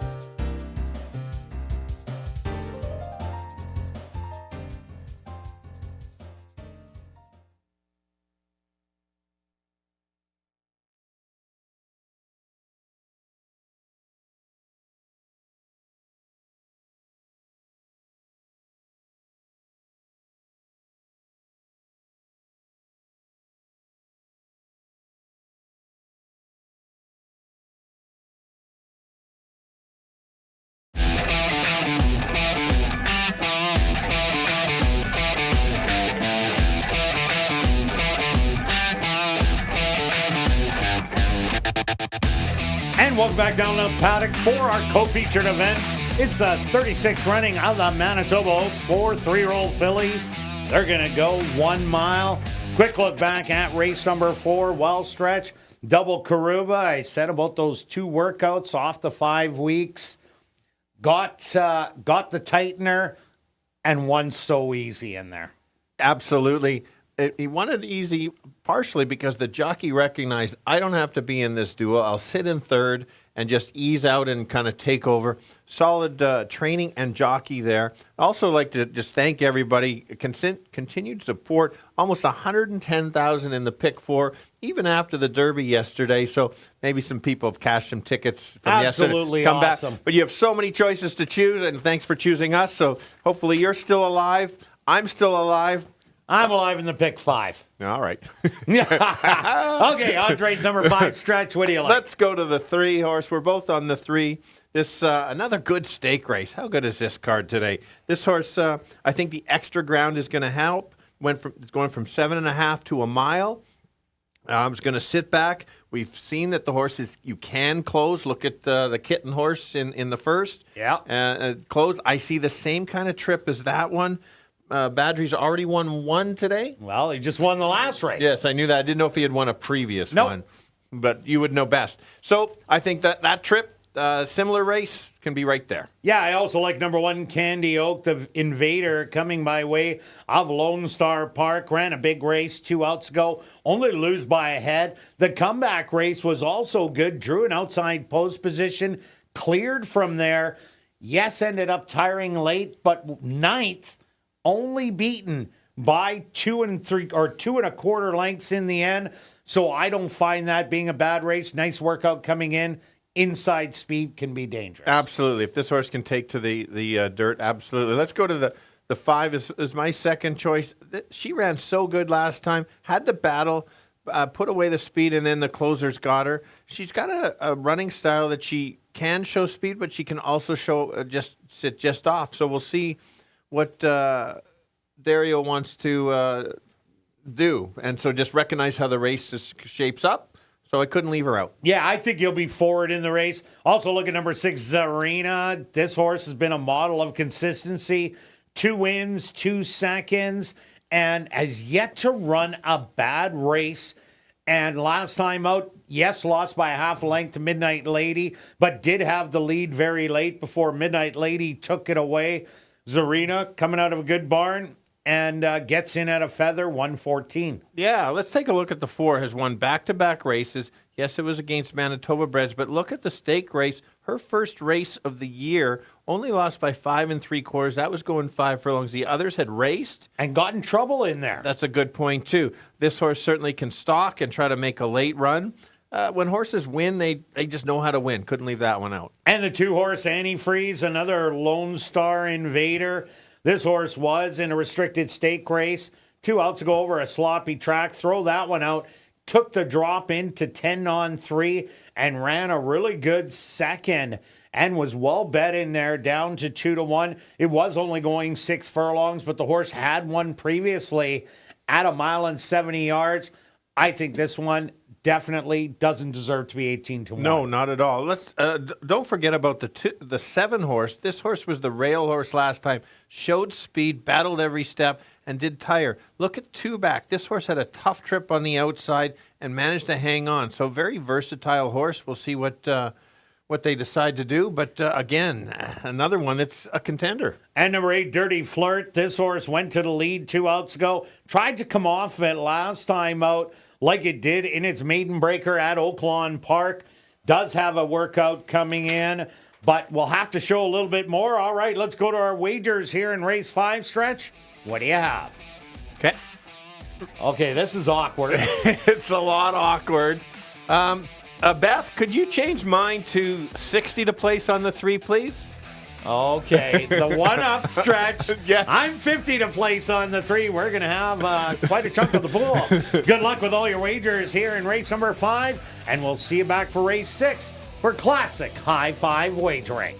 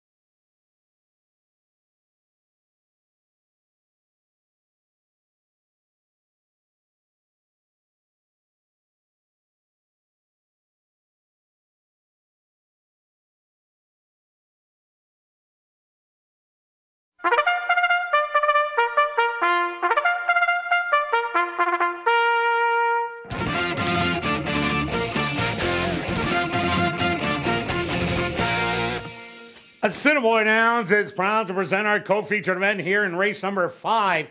It's a 36th running of the Manitoba Oaks 4 3-year-old fillies. They're going to go 1 mile for $50,000.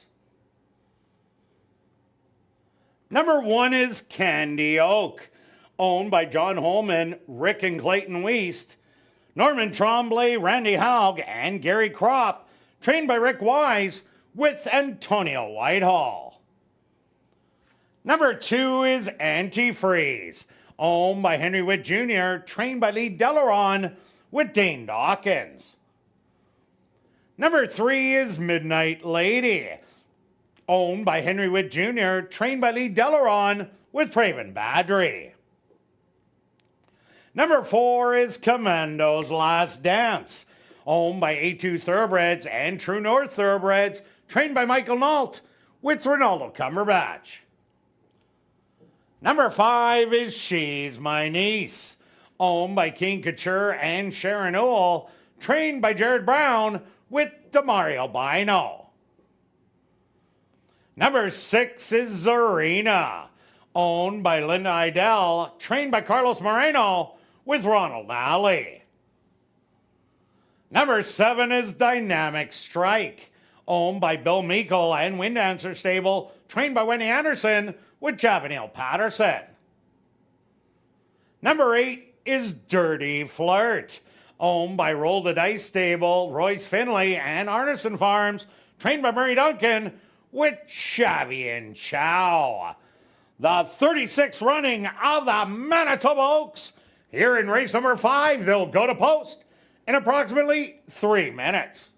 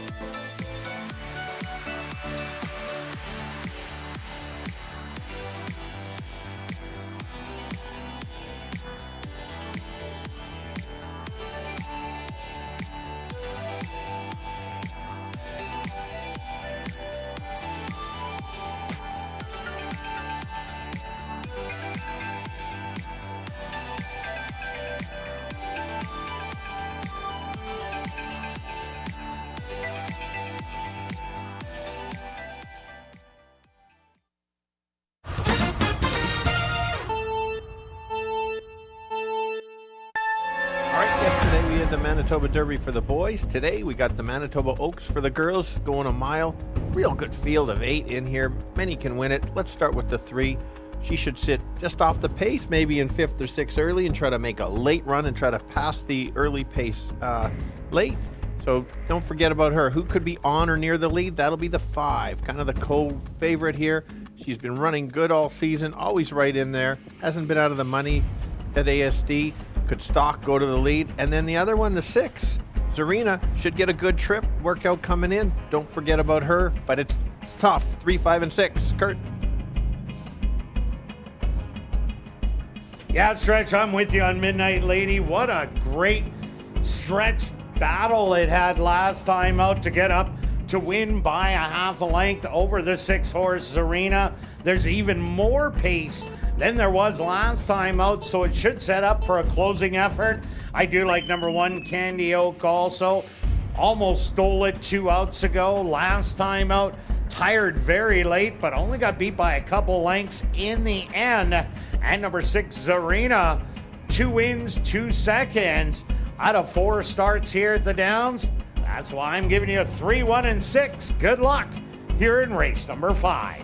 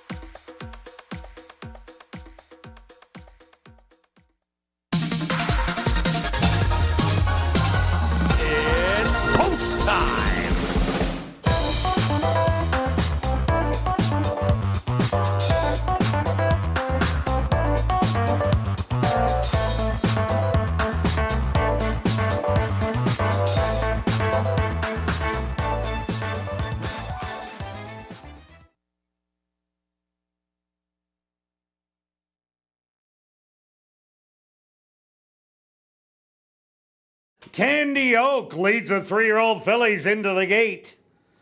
Antifreeze is now in.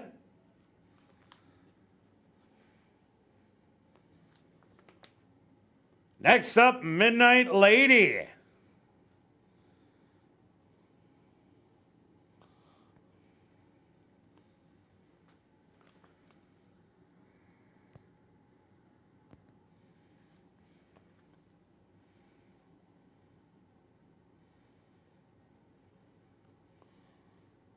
Commando's Last Dance will find her spot. She's My Niece walks in. Next up, Zarina, the current 5-2 favorite. 2 left to load. Dynamic Strike.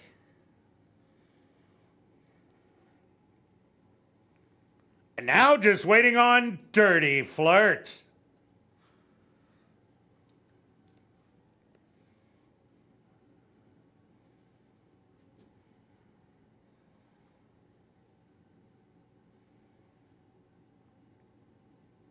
The field is set. They're at the post.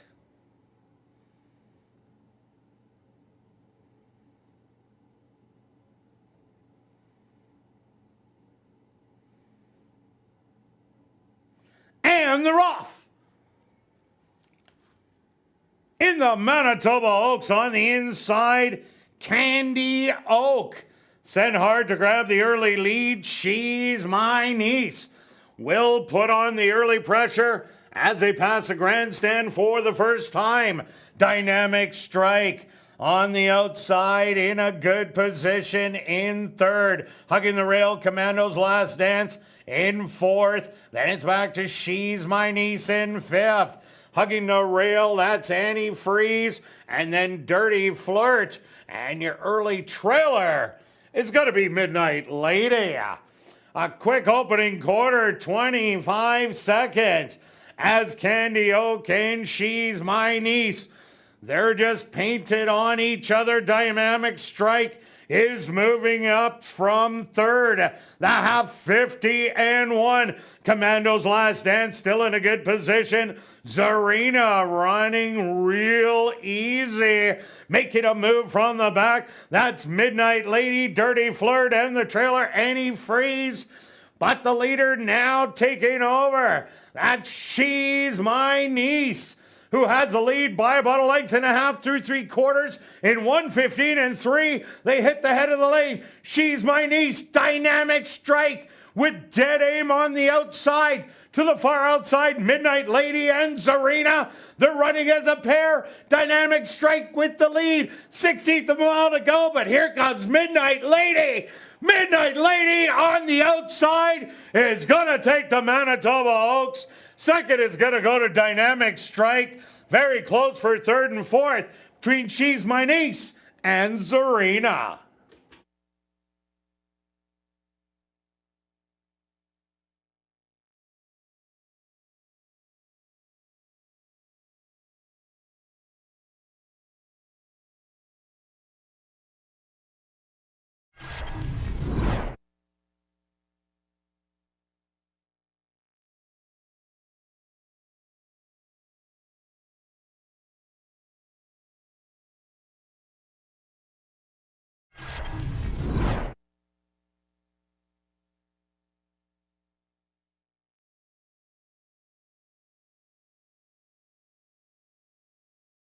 The stewards are posted number 3, Midnight Lady, as your race winner. Second goes to number 7, Dynamic Strike.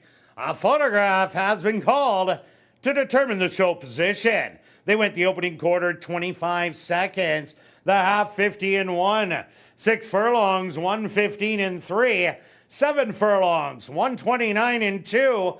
Time for the mile 1:43 and 4.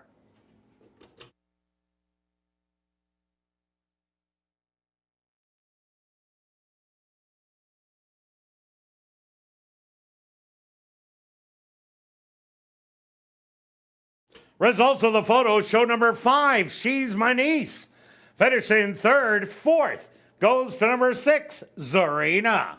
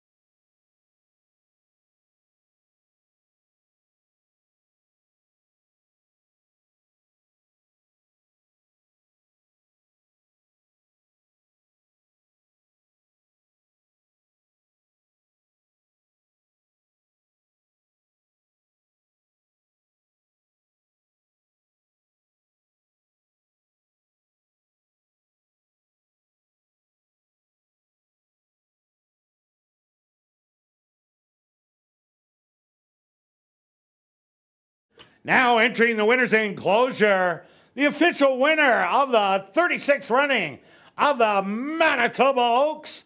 That's number 3, Midnight Lady. Midnight Lady is a Bay filly, 3 years old, by Midnight Loot, out of the mare Steal the Dance by Tappet. Owned by Henry Witt Jr., trained by Lee Delaron, and ridden to victory by Praven Badry. Time for the mile, 1:43 and 4. Also, congratulations goes out to Praven Badry, who scores the double. Back-to-back winners for jockey Praven Badry. And Assiniboia Downs is very pleased to have on hand our Chief Executive Officer, Darren Dunn, to make a trophy presentation to the Winning Connections. Race 5 is official in the upcoming 6th race. Our VIP Fan of the Night race, there are no changes. Classic High Five wagering here in race number 6. They'll go to post in 13 minutes.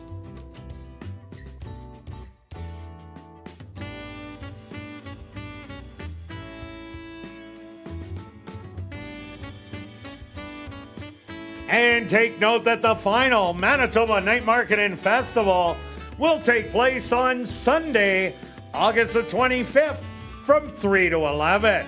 More than 15 food trucks, more than 100 local artisans and vendors, kids entertainment, live bands, and more. Admission is just $7. 5 and under is free. For more information, go to asdowns.com.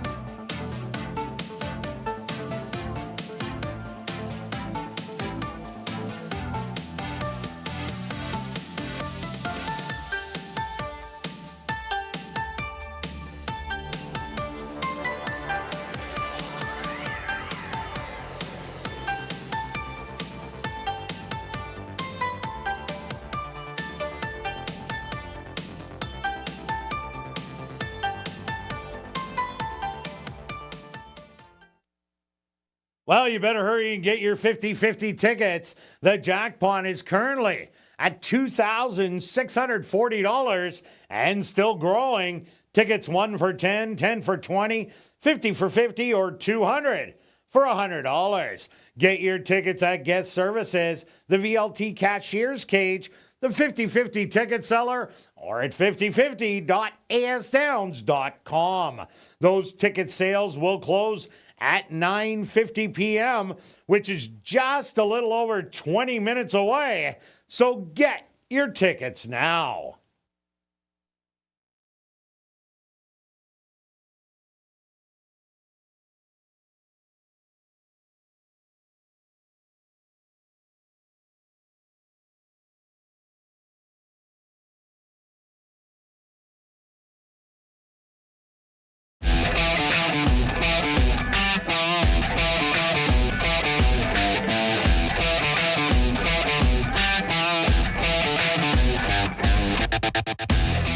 And welcome back down the paddock for race number 6. Our VIP fan of the night race for this allowance race for 3-and-up maidens. They're going to go 6 furlongs. Quick look back at race number 5, the Manitoba Oaks. Well, you're asking if Praven Badri had more than one win? Yes, he does. Yes, he does. He has 2, a very well-timed ride. Very well timed. Needed the entire distance. Very similar to the Derby. They battled a little early, and the horse came from near the back. It's one of those things that I was watching a few fans. They took our advice, had the 3, and it's like the Seinfeld episode. If you've ever seen Kramer, he's all disappointed at the start, and suddenly makes the move, and then he gets all excited, and well, that's what happened out there. So very excited. Congrats to the Connections. Good race. A good time ride. Very good ride on the 7 as well. Yeah, dynamic strike, made Midnight Lady run all the way to the wire. Okay, on to race number 6, Stretch. We're both on the 4. Yeah, that's about right price. It's a little higher than expected. This horse has had 3 races lifetime, has battled up front early and then kind of faded. I think this horse could potentially clear and keep going. I like that really nice work on the 21st, 49-2 breezing. So obviously could have gone faster. Repeat of that effort certainly puts this horse in the mix. Yeah, no doubt about it. The only bad race was against McEwen and Silver Blur, and we see Silver Blur came back to win, and McEwen ran absolutely huge in the Derby yesterday. I also like the 5-horse, Dare to Endure. Only ran 1 start and was 2 3/4 lengths behind number 4, I Could Be the One. Has a good workout coming in, 37-4. Won't be too far away in here, as it does look like there isn't a lot of early speed. So I like this horse to get a big piece, and 7-1. For sure, and the 2 horse has been, 2 back was in the Derby trial, just a little too tough. If you look at the last 6 furlong race, this horse sat back and made a late close. So if the 4 gets pressed early, could tire, and it would set up for the 2 current favorite, which makes sense. It's just a matter of we need the pace to back up. Yeah, no doubt about it. Also, take a look at number 3, Not True. This is a filly running against the boys in here. Ran a little bit forward early on, ended up getting beat by double digits in the end, but that was a good tightener. Marion Johnson had another horse that needed the first start, ran so much better the second. The only reason I'm saying 30-1 on your board, this can get you the classic high 5 all by yourself. Absolutely. It was a nice payout yesterday for over 5,000. Let's take a look at the 1. Another closer, had no chance last time, too far back. And then 2 back was running against No Show, No Call. Made a late close, hard to gauge because how good he is. Adds the blinkers. Has to be a little bit closer, though. The 7, Sweet 16. This horse ran a good second last time out. Was the favorite and beaten by Unknown Caller, who ended up going all the way. This horse came from Lone Star. Not a lot in the sprinting, but maybe since it is dropping in here with all those route races under the belt, might have a big late closing kick. Also look at number 8, Pino Bambino. Back-to-back 3rd place finishes after the horse got Lasix, ran against Ice Storm, who did come back to win, as you've seen in the last start. This horse has been getting better with every start, so definitely going to be a factor in here. Yeah, and the outside horse at 5-1, certainly a second-place finish. I always like horses that have finished second in a race. They only lost to the maiden. Ice Storm, like you said, ran a big race, cuts back in distance. Again, just needs that pace to back up. And a terrible break out of the gate. Yes, that's a right good ad. That and Moonman Rules got the worst of it in there. And the 6 Magical Tap In. Ran a good race 3 outs ago. Hasn't been a little off it in the last 2. Maybe the cut back from a mile back to the 6 furlongs might help. But let's go to our wagers here in race 6, Stretch. What do you have? I have a just a small tri-wheel. 4 with 125 with 125. Should I add the 9 for 3rd? Yes. If Beth can add it, 4 will reduce it, but 4 with 125 with 125, 9. Because I realized, got to add that one since I had the 1. Anyway, continue. All right, and myself, I have a tractor, a $5 one, 4545 with 1, 2, and 8. A $1 one, $6. I'm doing a $5 one for 30. Good luck with all your wagers here in race number 6, and we'll see you back for race 7.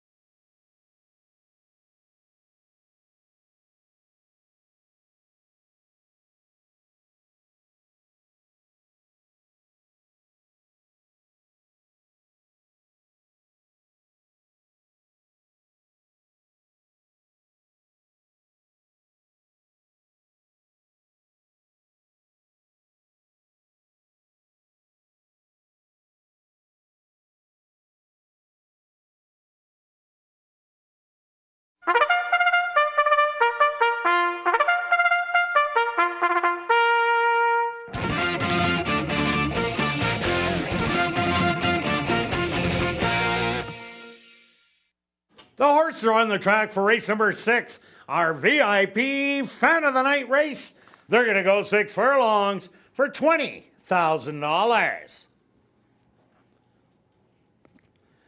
Number 1 is Moonman Rules, owned by Hetty Kling, trained by Maria Stanford with Neville Stevenson. Number 2 is Golden Diversion, owned by Gorno Brothers 2.0, trained by Lee Delaron with Sven Balro. Number 3 is Not True, owned and trained by Marion Johnston with Siobhan Bell.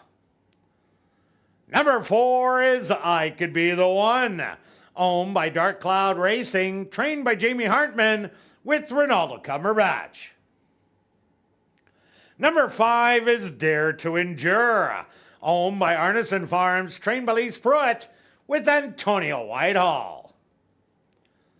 Number 6 is Magical Tap-In, owned by Black Sox Stable, Final Stable, and Pat Wallace, trained by Curtis Maxwell with Dario Dalrymple. Number 7 is Wit Sweet 16, owned by Henry Witt Jr., trained by Lee Delaron with Arthur Badu. Number 8 is Pino Bambino, owned by Larry Falloon and Blaine McLaren, trained by Stephen Gaskin with Praven Badri. Rounding out the field is number 9, Distinct Tale, owned by Brent and Heather Rymack, trained by Brent Rymack with Chavi and Chow. Our VIP Fan of the Night race. Here in race number 6, they'll go to post in approximately 3 minutes.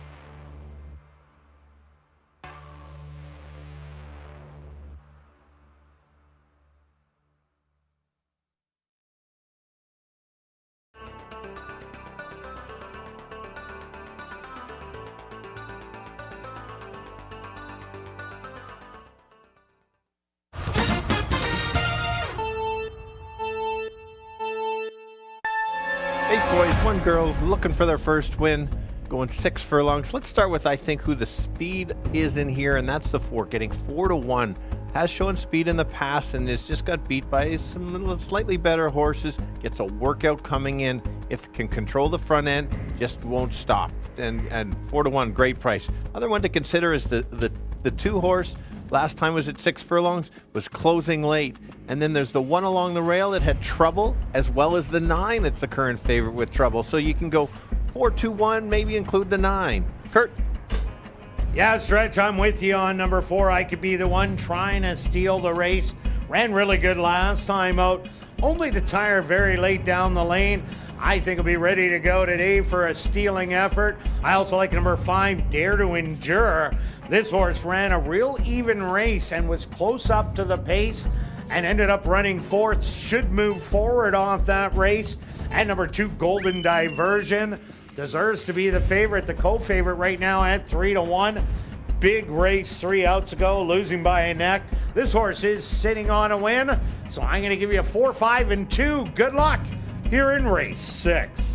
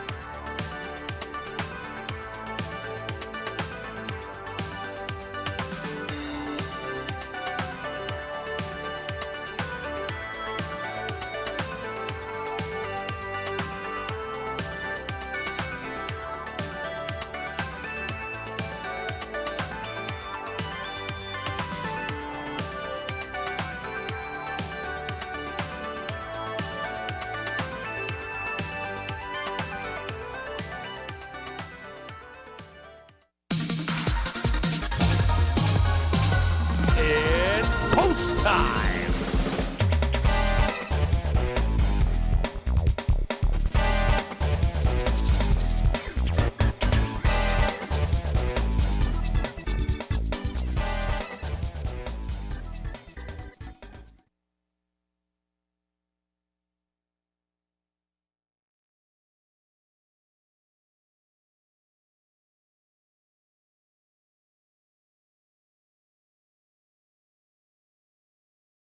Moonman Rules will be the first of the maidens to enter the starting gate.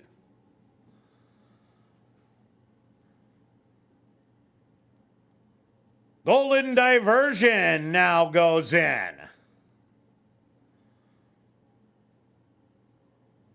Here comes Not True. I Could Be the One. The current 5-2 favorite is now in.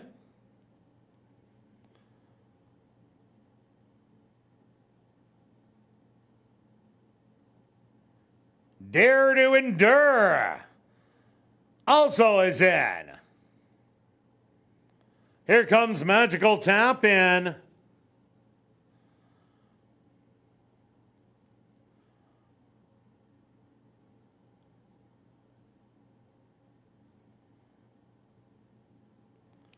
Magical Tap In will get a little extra help from the gate crew.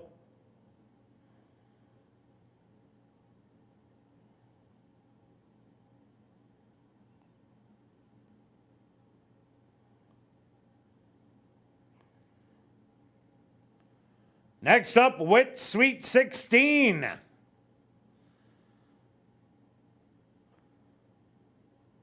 Just 2 left to load. Pino Bambino.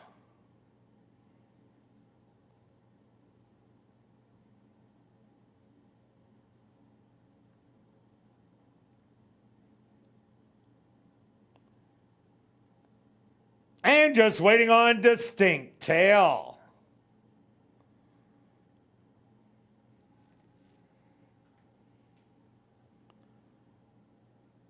They're all set. They're at the post.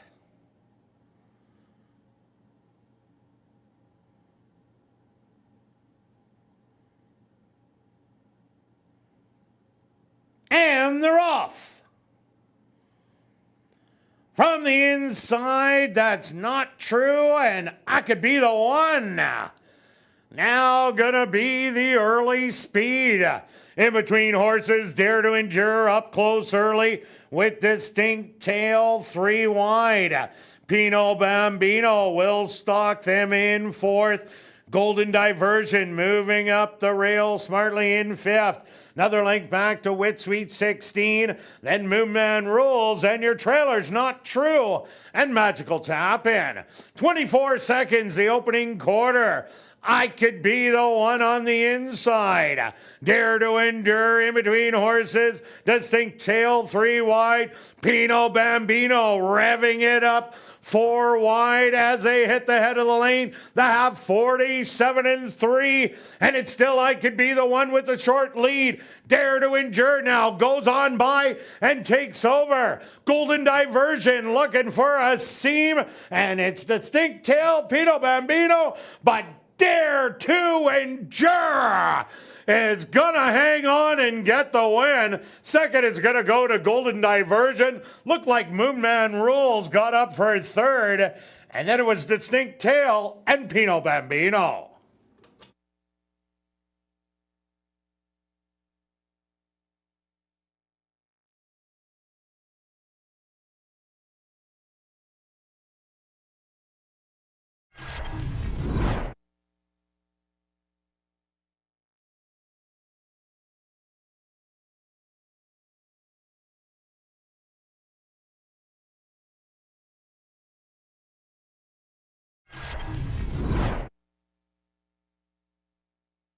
The Stewards are posted number 5, Dare to Endure.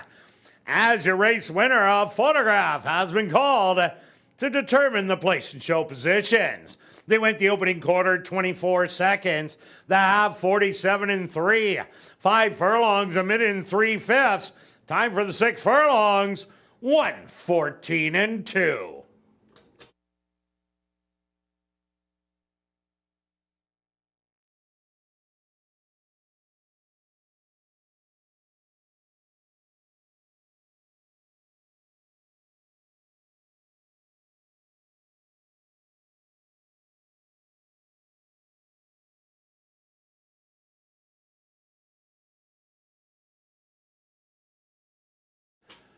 Results of the photos show number 2, Golden Diversion, finishing second. Third goes to number 1, Moonman Rules. Fourth to number 9, Distinct Tail. And fifth to number 8, Pino Bambino.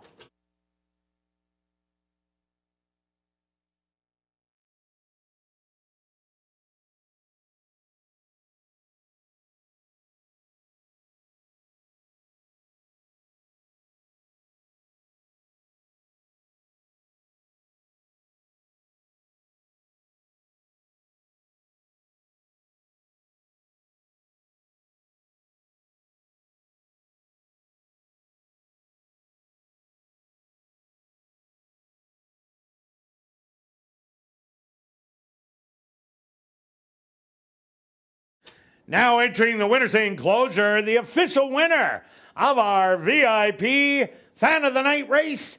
That's number 5, Dare to Endure. Dare to Endure is a bay gelding, 3 years old, by Yoshida, out of the Marigalino Point by Saphir. Owned by Arneson Farms, trained by Lise Pruitt, and ridden to victory by Antonio Whitehall. Time for the 6 furlongs, 114-2. Congratulations goes out to jockey Antonio Whitehall, who scores the double. 2 wins for jockey Antonio Whitehall. Race 6 is official in the upcoming 7th race. Classic High Five Wagering, number 7, Air Force Reserve. The claiming price should read $12,500. Number 9, Life's Adventure. The ownership should be Crystal Cates. Classic High Five Wagering here in race number 7. They'll go to post in 15 minutes.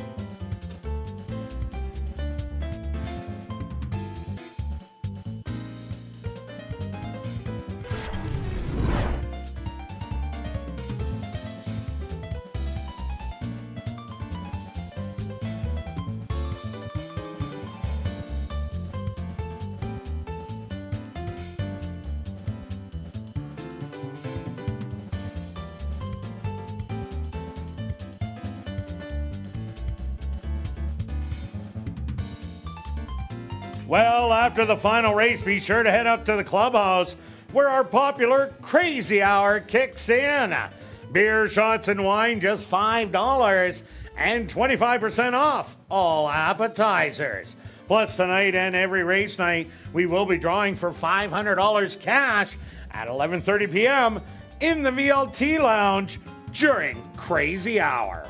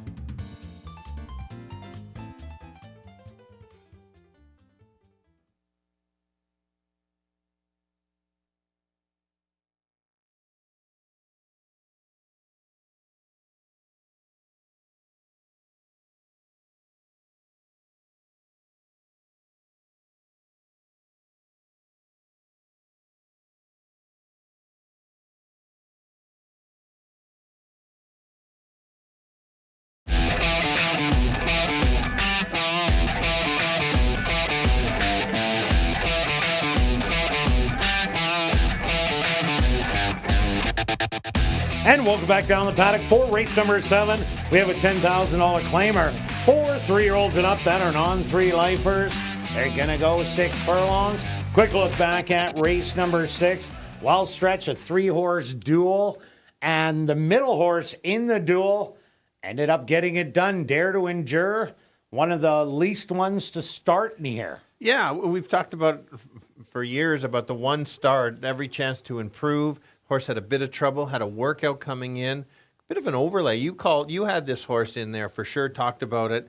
So good pick, just couldn't miss that try. Today is all about my second picks winning. Yes, so all right, so should we be running to the wicket on your 4? I think so. All right. 8 to 1.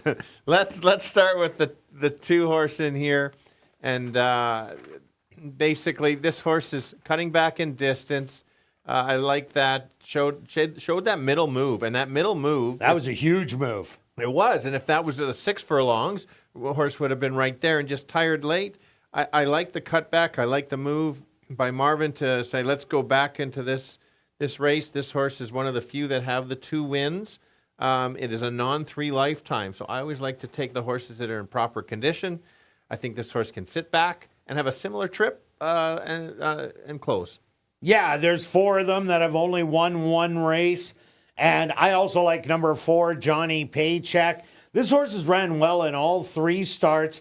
Came with a 3rd, beaten by Lollipop Kid. Then a 2nd behind Lollipop Kid, the 8th. Last time out was battling on the front end with Ratliff City. That didn't work out too well, but Ratliff City has since come back to win. So that was a tough race. But I like that Johnny Paycheck can come off the pace if Neville Stevenson decides he doesn't want to go after 6, 7, 8, and 9, who all have early speed and does the stalking. He might be able to pounce and just go on by. I agree with you. Good call. And my other closer is the 3 at 6 to 1. We can have a match race to who needs the money for show parlay on next Wednesday. Anyway, a similar angle was. I need the money for the show parlay.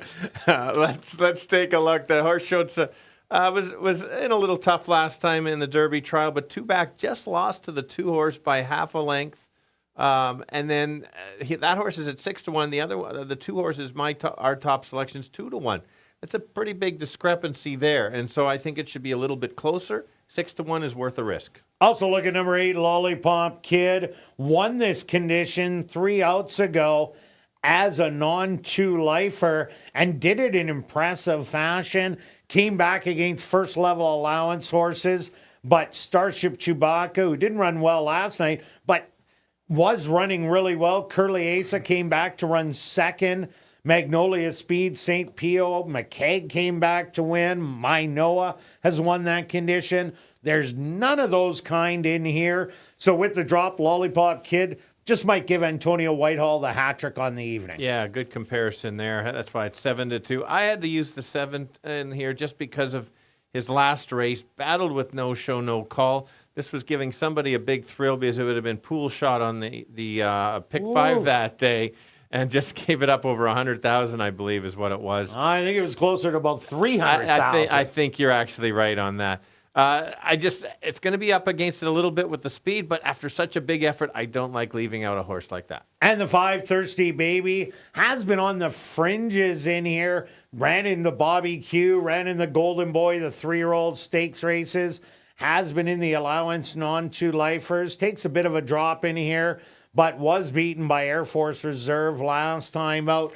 Thirsty Baby will just have to show a little bit more to get the win, but not out of the question for the high 5. Yeah, let's go to the outside horse, the 9, the Invader from Century Mile. Has shown speed. It's going to have to battle some inside speed, but I think we're probably going to see a bunch more Invaders coming up over the next couple of weeks. Kirt, would you say? Most definitely. Now that the back gates are open, the quarantine is over here at Assiniboia Downs, and that's why you've seen these horses come in and race in our stakes in the last 2 days. Yeah, so it's only going to be more. You're going to North Dakota meet just ended over the weekend. I think we're going to see some North Dakota horses. Definitely will. So that's going to upgrade. That's why we're going to back to the 3 days back full racing. Monday, Tuesday, Wednesday. You should. I'm going to have to give up a golf day. You should have tons of car change in your car after the month off of that. I do, from buying so many beers on the golf course on Wednesdays. I got about $100 in change sitting in the car. Excellent. Also, look at number 1, Dare Mighty Things. Dare Mighty Things was looking really good after coming from Alberta and Lethbridge, where it got the win. Back-to-back wins in a stake and the main allowance. Not sure what happened first time out, but a good workout coming in 49-1. I could see a reversal in form on the 1. Yeah, I've got to mention about the 6. This was a nice victory. I left that for you. Last time, I appreciate it. Showed the speed, battled game, and dug in. I like that. This was a nice wake-up. Seen that improving. We'll see if this horse gets into duels early, we'll be in a bit of trouble. But when you're off the mile, maybe the horse can now sit off. I liked how game this horse was. It's currently 9-1. I'd need maybe a little bit more, but wouldn't surprise me if it was right there. All right, let's go to our wagers here in race 7 stretch. What do you have? I'm going with the tri-wheel, 2-3 with 2-3 with all. Don't need the wedge, Kirt. Okay. And then I'm going to do a box with my long shot. $1 try box, 2, 3, and 7. That's a total of $20 to close out the week. And myself, I'm going to put the 2 on top with the 3, 4, 7, 8. With the 3, 4, 7, 8. I should probably put the 4 on top, as my second place horses are all winning. But I'm going to leave the 2 on top, $12, but I'm making it a $2 one for $24. Good luck with all your wagers here in race number 7. And we'll see you back Monday, back to 3 days a week, 6:45 Central for ASD Live.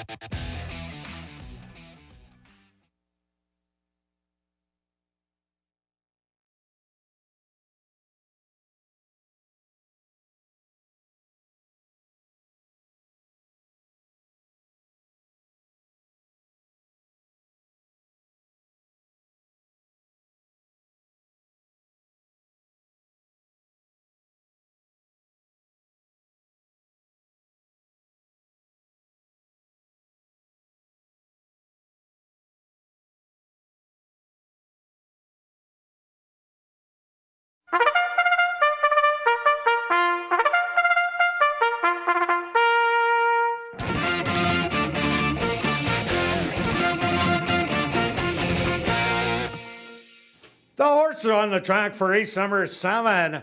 They're going to go 6 furlongs for $13,700.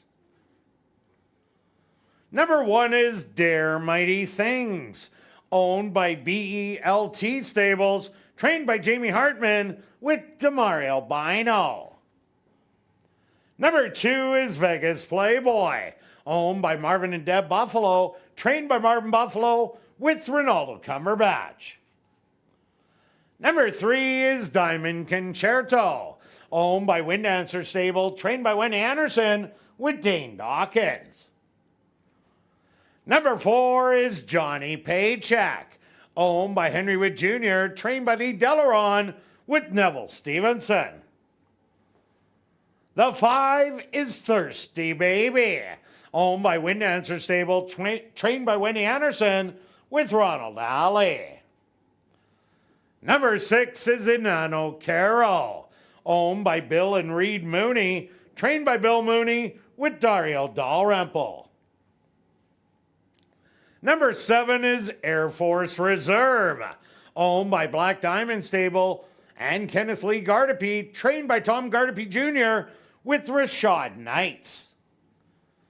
Number 8 is Lollipop Kid, owned by All for One Stable, Oslin and Christina Bell, trained by Shelley Brown with Antonio Whitehall. Rounding out the field is number 9, Life's Adventure, owned by Crystal Cates, trained by Gonzalo Anderson with Praven Badri. Classic high five wagering here in race number 7. They'll go to post in approximately 3 minutes.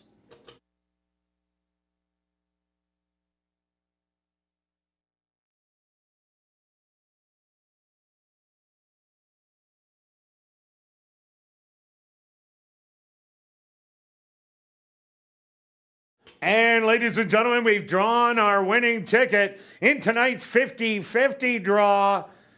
It's Series AD number 3559326. Congratulations, you've won $1,475. The ticket was purchased on track. You can collect your winnings at guest services on the main floor, South End.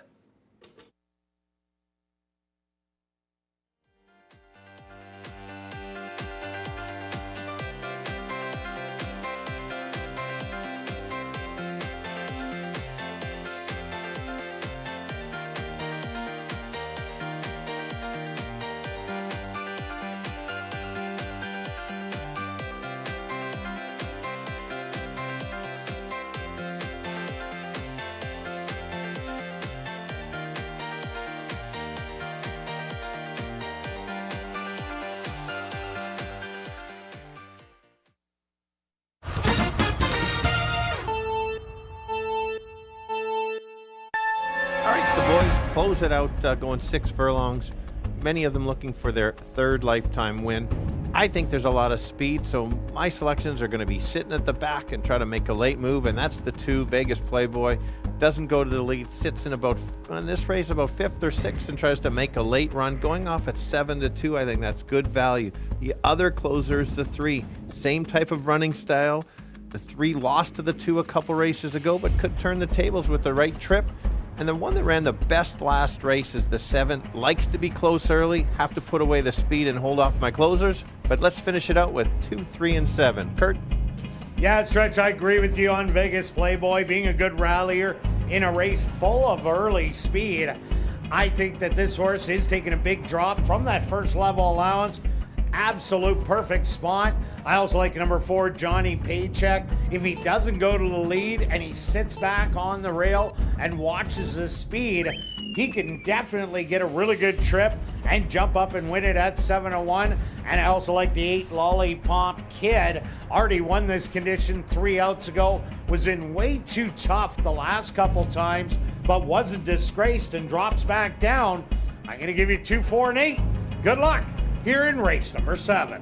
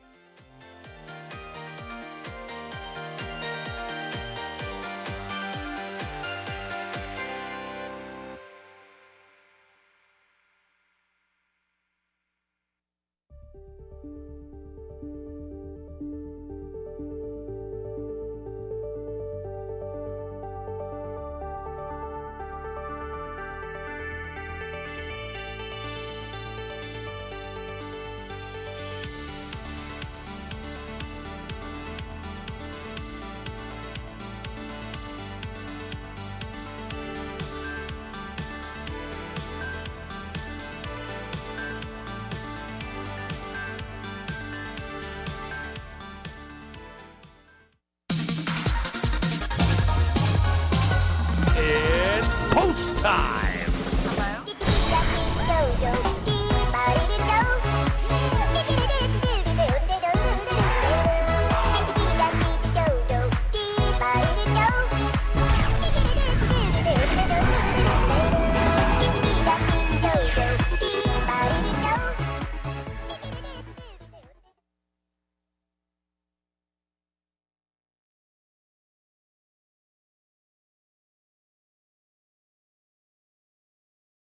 Dear mighty things, the first one tucked away into the gate for the nightcap. Vegas Playboy also in. Vegas Playboy, the 5-2 favorite. Diamond Concerto is in. Here comes Johnny Paycheck. Thirsty Baby's turn.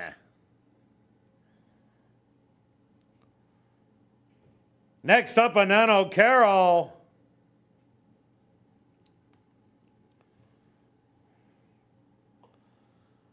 Air Force Reserve ready to go in.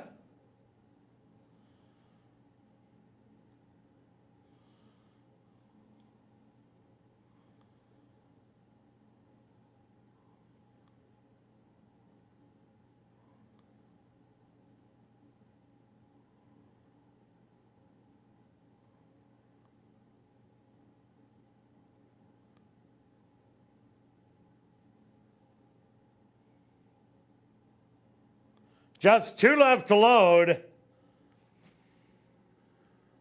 Lollipop Kid. And now just waiting on the 2-1 favorite, Life's Adventure.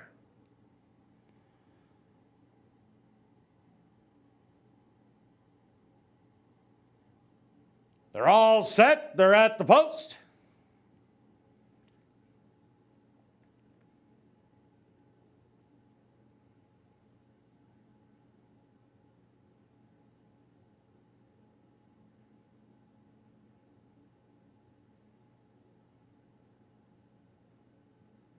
And they're off.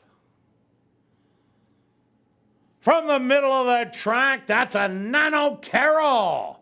Flashing some early speed with Air Force Reserve. To the outside, now going on by and grabbing the lead. Settle back in third, Lollipop Kid. Life's Adventure 3 wide in fourth. Then it's Johnny Paycheck. Dare Mighty Things 3 back. Moving up from the outside, Thirsty Baby and your trailer, Diamond Concerto and Vegas Playboy. But still on a short lead. That's Lollipop Kid. A big move by Johnny Paycheck to the outside to collar Lollipop Kid. These two open up 3 lengths on Air Force Reserve and Life's Adventure. They hit the head of the lane. Johnny Paycheck, but Lollipop Kid equal to the task on the inside. Life's Adventure coming with some late run, as is Vegas Playboy. Johnny Paycheck, Lollipop Kid, Life's Adventure finds another gear, and Life's Adventure goes by and gets the win. Very close for a second between Johnny Paycheck and Lollipop Kid.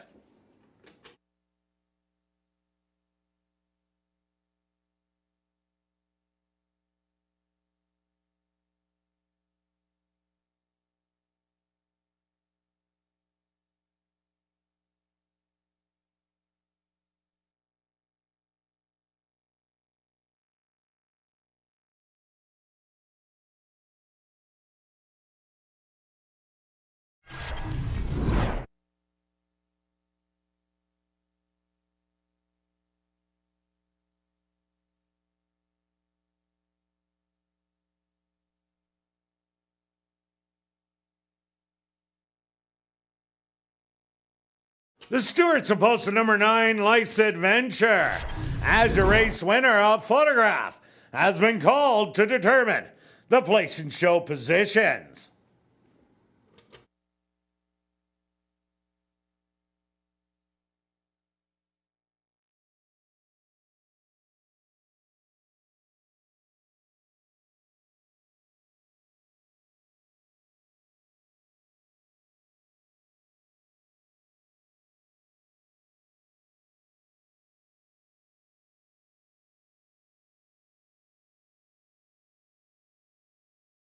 Results of the photos show number 4, Johnny Paycheck finishing second.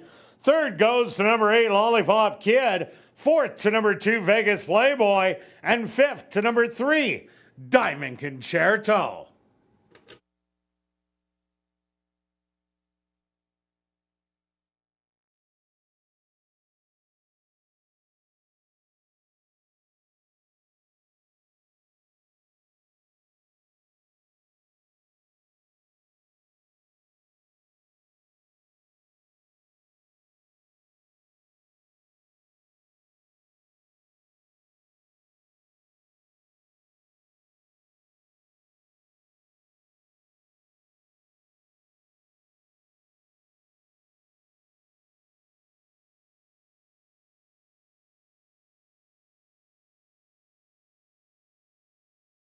Now entering the winner's enclosure, the official winner here in race number 7, that's number 9, Life's Adventure.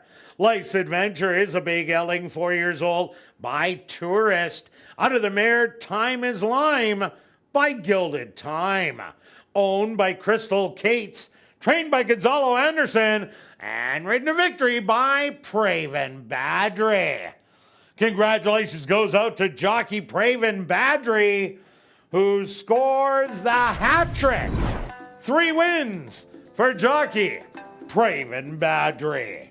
Well, now it's time to head up to the clubhouse to enjoy Crazy Hour on the second level, where there's a free $500 cash draw that will take place at 11:30 p.m. in the VLT Lounge, as well as beer, shots, and wine, just $5 and 25% off all appetizers. And remember, racing resumes next Monday, Tuesday, and Wednesday at 7:30. We'll see you then.